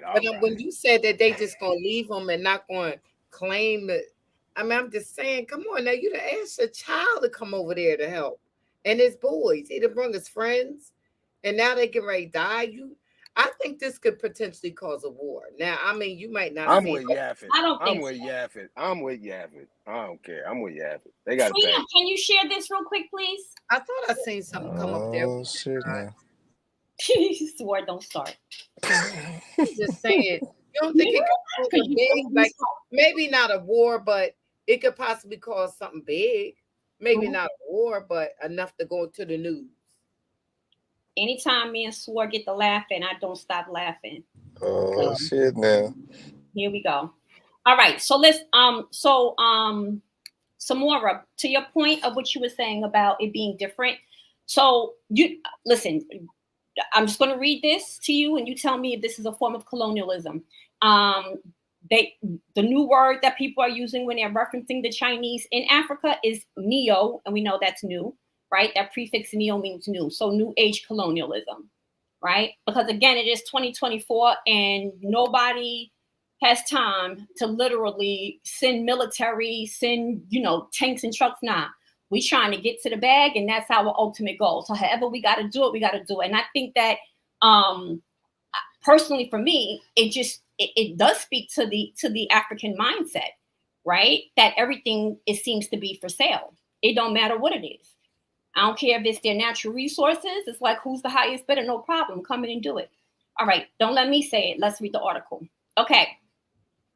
Here we go. All right. So China is the largest developing country. Africa is the continent with the largest number of developing countries.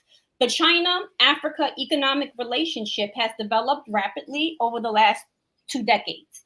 China has increased its investment in Africa over the last 4 decades, right? Florals surged from 75 million to 5 billion in 2021. This has had both positive and negative impact on Africa. Infrastructure improvement, job creation, and overall economic growth can be listed as positive results, right? Leading to improved connectivity, trade, and transportation in a continent where infrastructure integration has always been challenging. Creating such opportunities in Africa has supported lower unemployment rates, particularly among young people, which is fundamental in a continent that enjoys a positive demographic bonus. Let me scroll down.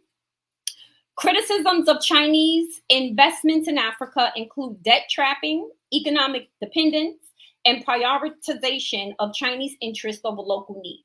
There have been accusations of increased corruption in Africa, bribery, and unfair business practices to secure business transactions. Okay.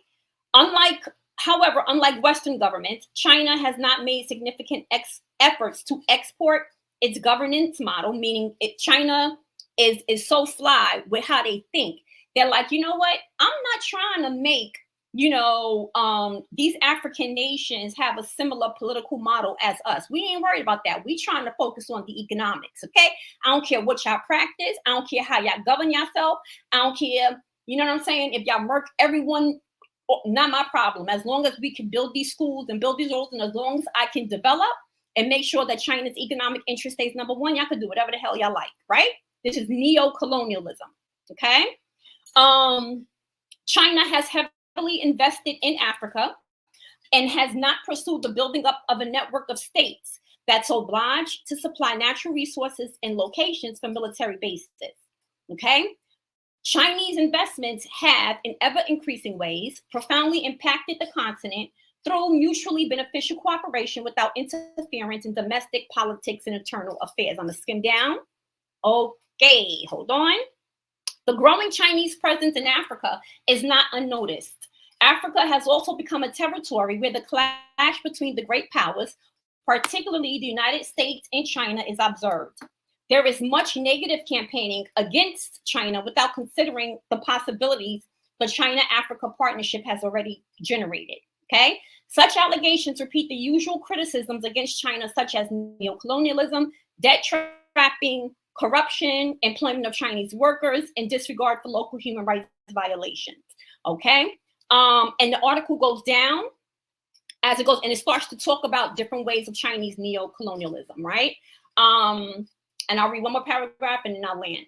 One of the main arguments against the Chinese presence in Africa is that it may be implementing a new form of neocolonialism. Accusations against China also allege domination over Africa resources, but of course, that's why they're there. Neocolonialism is an indirect form of control that's exerted by powerful countries that use for their benefit cultural, economic, and political power to exploit the labor and resources of the colonized countries. This may include control through financial agreements, investment strategies, debt trapping, blah, blah, blah, blah, blah. And it mostly leads to an increased dependency due to unequal trade and exploration of resources, including biodiversity, okay?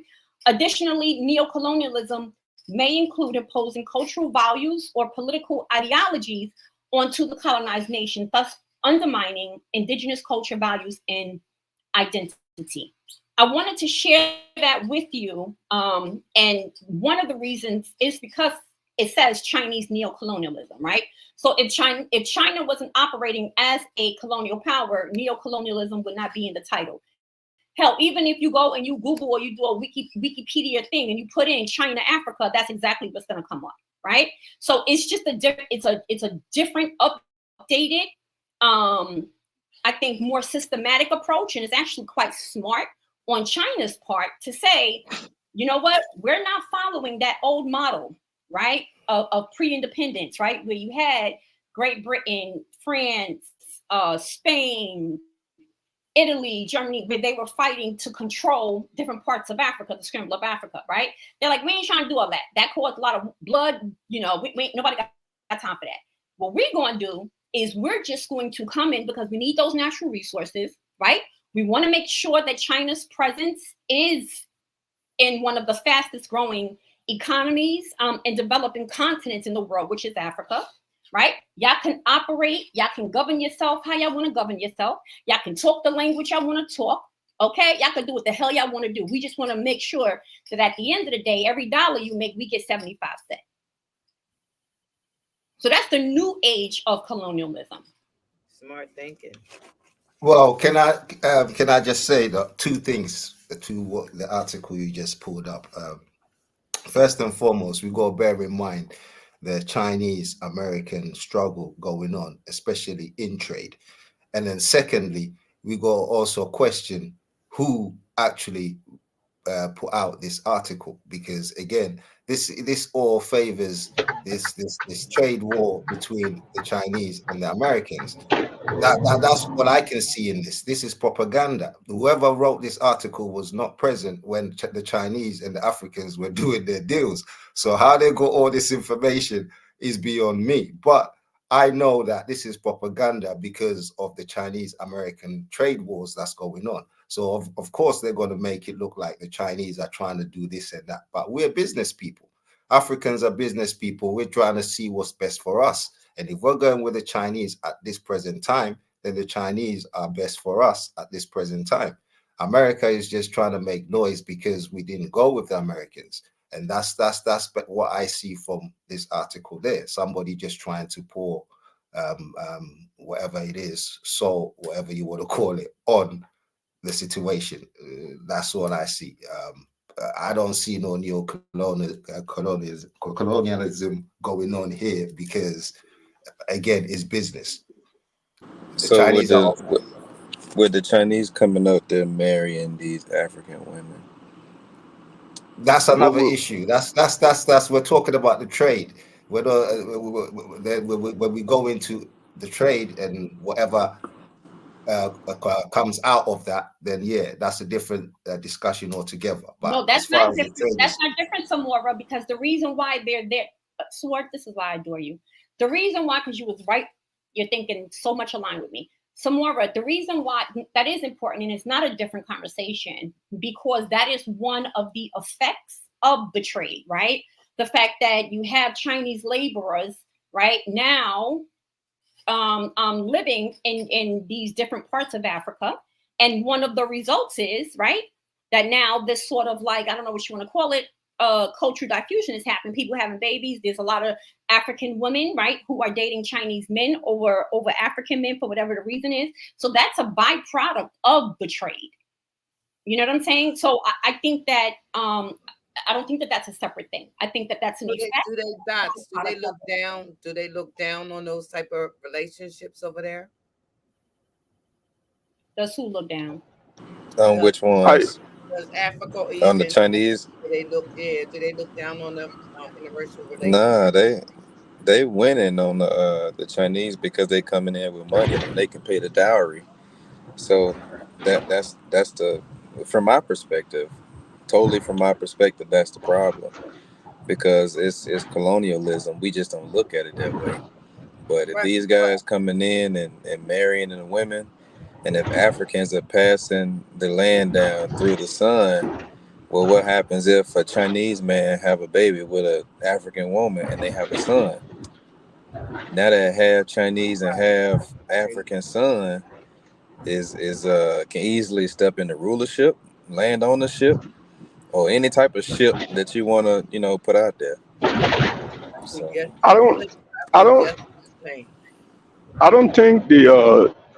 I don't think that's really happening in the West, because I'm from Liberia. I've never seen no Chinese married a Liberian in Liberia, and in Liberia white people are not allowed to buy land back home. So we don't care. When we know you white, you cannot buy land in Liberia. That's in our constitution. We don't sell land to white people, so we're gonna own our land. But like the sister was saying earlier, I'm not gonna put everything on the colonizer, because the more we shift the excuses, the more I think the issue propagate, and it just, we cannot just be shifting the excuses. We do understand that it's a little difficult as a leader. Our hands are tied. When you talk too much, they get rid of you. Like I said earlier, you guys can look up and see how many not Liberian, but African head of state that have been killed by the French mob or whoever they are. So when you trying to run for office back home, it's like you're putting your life on the line to stand against the power above you. That's how it is. But also, I think we have an obligation to ourselves as leaders to make sure we put our people first. But most of the guys that get in office, they be so afraid, they just sell out. They get there in less than 2-3 months, their whole tone change. They start to do things on the contrary.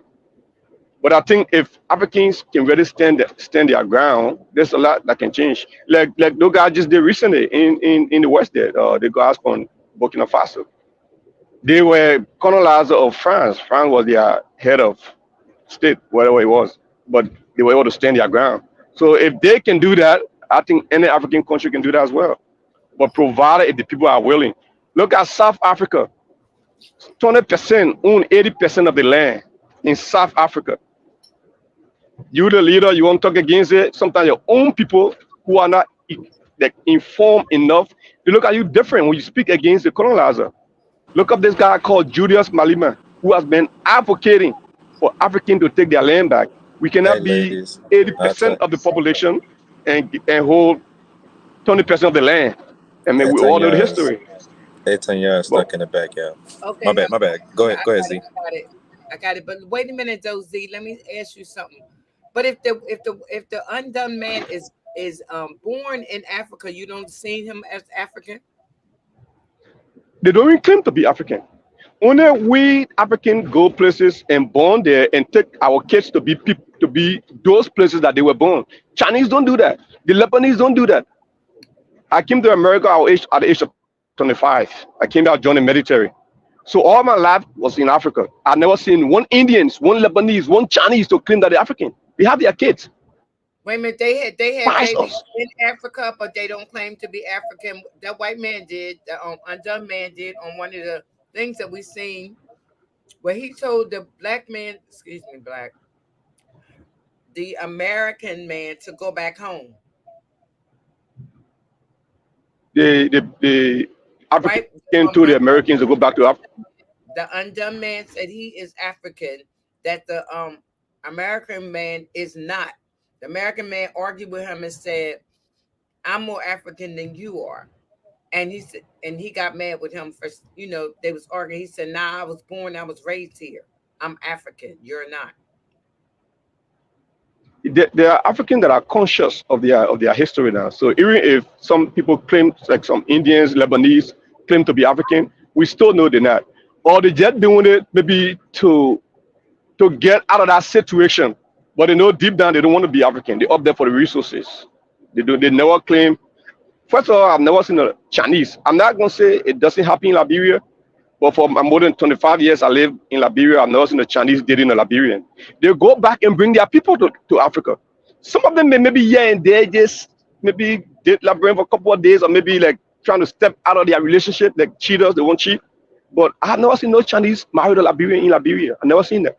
The Lebanese, sometimes they do, but they do that because they want women. So they don't really claim to be us. They just go there because of the opportunities. That's what I've experienced. Share my screen, please. Okay. I'm sorry, I didn't mean to cut you off. Go ahead. Yeah, so I think that's one of the major issues.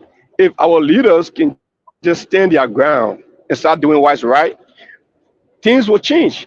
But the issue, one of the main issues is when you take over as a president, the colonizer, whoever you listen to, they make you really rich. They give you a lot of goddamn money. So by the time the president get up there, before you look, he valued 200-300 million. Now, all if I'm here in the US or they're in the UK, then the other doesn't even live in the US. Almost all Liberian politicians got a family live in the US. Almost at least 75% of Liberian politicians, their kids live in the US. They live all over the world. So they cannot really look out for the people. That's why I say I cannot just put everything on the colonizer. We got to be held responsible too because of some of the things we do. I agree that I'm not going to ignore the issue of the colonizer just holding us by our neck. But yet and still, we can still make a change if we stand together. So have these African countries claim back their resources and are creating their own dollar? I mean, creating their own money of exchange, I would say, just their own money of exchange. And are they backing it by their own resources, their gold, so on and so forth? I haven't really seen that. Everybody got different currency, and we all like worship the dollar, the US dollar. And one thing that I've noticed, if I'll be honest, is we're too greedy for power. Africa could have united a long time ago, but nobody want to relinquish power to a single person. And that's one of the things the colonizer do really well, the division. Why should Africa have just a single president? That takes away the guy who want to be president for Liberia, Ghana, Ivory Coast. That takes all of that away. Even though you still do control your territory, but those guys don't want to do that. The president of Angola do not want to look at somebody to be the president for the whole Africa when he has been president for a country for more than 40 years. So we have our own problems, I'll be honest. We have some serious problems back home among ourselves. So the colonizer, when they come over, they just add more like fuel to the fire. My main issue with African leader is that after slavery ended, the the colonizer went back and had a meeting. What can we do to still control Africa? They did this thing called the Berlin Conference, where they went ahead and just share Africa among themselves. African never knew that, but later on, it was exposed. That's what they did. They went ahead and shared our continent among themselves, and they came back and started controlling us. So now we found out, what did we do? We didn't do anything. So those are some of the deficiencies I see in our leaders. Because if I would know that you got a plan, you got an ulterior motive against me, if I refuse to do something, I cannot hold you liable because I refuse to act. If someone comes to the house all the You time, see, take I disagree with your that. I resources. disagree with that because you just said that the amount of African presidents that have been assassinated over the time Yes. has been enormous, right? So you're contradicting yourself because they have risen up, but they've just been silenced. That's all it is. So you can't say that we didn't do nothing. Yeah, we did do something. We stood up, but those who stood up got taken out. Simple. So you got to balance. I agree with what you're saying, but I'm just disagreeing with that part, which you just said that we didn't do nothing. That's all. But I agree with everything else you're saying. So please carry on. I don't think we did enough to fix the problem. Because we have done enough to fix the problem, we couldn't have been in the situation we're in right now. When we heard that there was a Berlin conference, you guys went and shared our content among themselves, and it is evident that it's whatever they did is still happening right now. They're still taking our resources. Well, so I don't think we did enough. Let that answer my question. That's You scary. did not answer my what's the question? My What was the question was, did the African countries, we can keep it to Liberia or we could just deal with other countries, you know what I'm saying, African countries, have they, I've known some that actually have taken back control over their natural resources and created their own money of exchange. I removed the dollar. I said their money of exchange, so that way it doesn't have a debt on it. It's actually dollar for dollar, and it can compete internationally. No, we haven't. We have to unite to do that. Africa is still divided by more than 54 countries. We're talking about 54 countries that have their own independent government. So we haven't done that yet. But the resources still belongs to individual countries. Like Liberia, we got all the resources, just like being exploited by the foreigners that go up there. Like the case of the rubber from Firestone. We still have our resources, but it's just being exploited.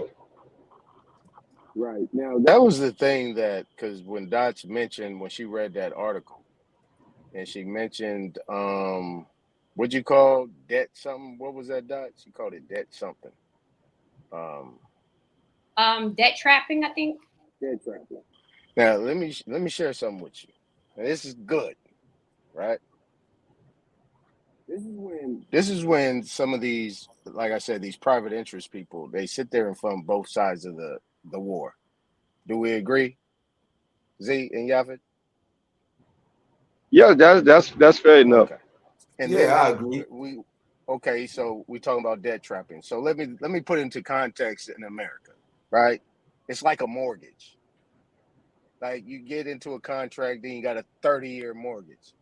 But when they get with you guys, it's like damn near 90 years, right? It's like a 90-year mortgage that they could come over and create tenancy, right? They could become now what you call a tenant on your land and be able to get rents. So you guys are paying rent on your own land. So you're a prisoner on your own land. That's what debt trapping is. Go ahead. Let me prove to you how profound what you just said is. How profound that is. Liberia, right? When Firestone went to Liberia, they bought hundreds of thousands of acres for less than maybe 35 cents back in the day, more than 100 years ago. Yep. They took the land. The contract was for like 100 years. Just imagine, 100 years Firestone control that place. And then when we had the first female president, she went there and renewed the contract. after our rubber has been exploited for more than 100 years, she went and renewed the contract. And then the president also went ahead and leased the port. The port became our gateway to our economy because the port brings in more money. She went and leased the port to some foreign guys to run the port for 25 years. So 25 years from now, I'm telling you what happening right now. Liberia do not have access to their own port. It's being run by foreigners. So that's what that trap thing is, and that's what China was doing mostly in Rwanda or other places around there. They go and just give you a bunch of money. They know you can't pay the money back because the guys are corrupt. Our brothers are very corrupt, and the position at the end is easier to make them corrupt. Let's say I go be president for Liberia. I want to take Firestone back from America, and Firestone do not want to agree. They can say, hey man, instead of you trying to force to get Firestone back, maybe that could lead to you losing your life. But this is what we can do. We get you $100 million, maybe 100 grand, 100 million, for example. So now you either choose the 100 grand, or you choose the 100 million, or you choose to lose your life. But now they're gonna pay somebody next door to you to come kill you. That's what the French been doing. All the French-speaking countries are what they've been doing to our people. If they come to bribe you, you refuse to take the bribe, they just kill you. So in as much as I hold my people responsible at some level, their hands are kind of tied. I just think when they unite and really stand their ground, like our brothers just did from Burkina Faso, I mean there could be some changes. Now, You guys want to look at this map real quick? Yeah, that's what I was going to say. Not to beat a dead horse, but I like to prove my point. But if y'all take a look at this map, right? What is a conclusion that you can come to? That's for anybody. It looks like Africa to me. Well, what was the question again? If you guys take a look at the map, so it's just from China's African trade, right? Blue is France, the yellow is South Africa, the red is China, the black is other. So from 2000, that's the continent of Africa, right? And it's showing you, it's color coded, right? Telling you which country or whatever would trade. And then in 2019, that is, what conclusion can you come to from looking at the map? What is something that you can, what's your conclusion? Well, I can say that it's trade. I mean, trade is trade. It's business. That's what they're talking about here, business. It's not, they're not talking about taking over places and ruling places. This is trade, business. So that's what I see here. The title, China's African Trade Takeover. It's like they're trying to incorporate things into the trade. It's simply trade. It's business. That's all it is. Nah, I doubt that, brother, because you got China people who are China man, what they call it. What they said in the islands, China man. Yeah, you get them folks are moving there. They not just like coming in to handle business and they leaving. They moving there. They live there. So as much as I would love to look at this and say this is just business, nah, man, that's like the beauty supply store in all the black neighborhoods. These folks live there. No, but you see, it's a small portion. What you're talking about is a small portion. You're going on like it's a big village of Chinese coming over down there to take over Africa. No, that's not the case. It's a small portion. And yeah, they're doing their business over there. They're doing their business and they have to do it under the rules of the country. They can't go above. They're not above the country. Yes, money talks. We understand all of that. But right on face value or face level or whatever you want to call it, it has to be within the rules of the country. No one is above the law. So I mean, I don't understand the colonizer word that is being used in this situation. It's trade, it's business. That's all it is. Yeah, but business is law. So if you got the majority of the people there, if you got the government, who pays the most taxes? In many cases, the business. because they either pay taxes or they supporting taxes because they hire people who pay taxes, which is the reason why they get the business breaks in the first place. So that's why I said I would agree with you if I did not understand what colonization really looked like and what China doing right now to Africa is what happened to America and Africa 200 years, 300 years ago. They came over there, they started marrying them people, they started setting up businesses. And they came over and from that the shit, country. It was business. yeah, it's just business. It's just business. It's just Well, I business. mean, like Z was saying, and I agree with Z, mostly they keep to themselves. It's only a few that will go out of, you know what I'm saying, their structure or whatever and mingle with the local people. But it's not as what the West are painting it to be. It's not like that Well, at all. can you show us something that's so then you know what? You show me a source that says otherwise. Because as of now, Well, what you're saying, wait, hold on, Samora, right? Because yeah. I'm showing it's not my words. I didn't come up with the term neocolonialism. I'm not the one that wrote the article. I'm not the one that drew the map. I'm not the one using these words, right? And if it's just business, right, that was the trade literally has been like the gunshot, if you will, that has colonized the world, if it's just trade and business. And for anybody to look at that map, and for anybody to look at the map or whatever, and you see, and now that was in 2019, but now we're in 2024. So those little green specks, they're now red, right? So it's not just business. Yes, they're coming in and they're building the infrastructure. Hold on, you guys. Hold on. Give me 1 second. Somebody else can jump in real quick. Give me a minute. All right, let me do this then while I jump in, right? So this is give kind of the perspective for Sword and Dots, right? NATO is weak right now. The BRICS is strong right now, and a lot of the African countries are siding with BRICS. Why? Because they're allowing them to nationalize their spot and be able to control or regain their sovereignty of their country, of their nation, or whatever, and control what goes on. Now, my question to Yefith and Z is there any tariffs involved with China, Russia, in regards to them coming over doing trade? Do you guys have tariffs on them? Are you taxing them? Are you guys making sure that it's 50-50 or it's 70-30 and they get the 30? You know, this is what I'm talking about. You know what I'm saying? What y'all got to say about that? I think I'll speak and be a little bit more specific to the West, because I study the West extensively than the rest of Africa. Even though I'm knowledgeable of everywhere, but the West, be a little bit more specific. In West Africa, you find the Russians. I've never seen the Russians in Liberia, like Russian doing business in Liberia now.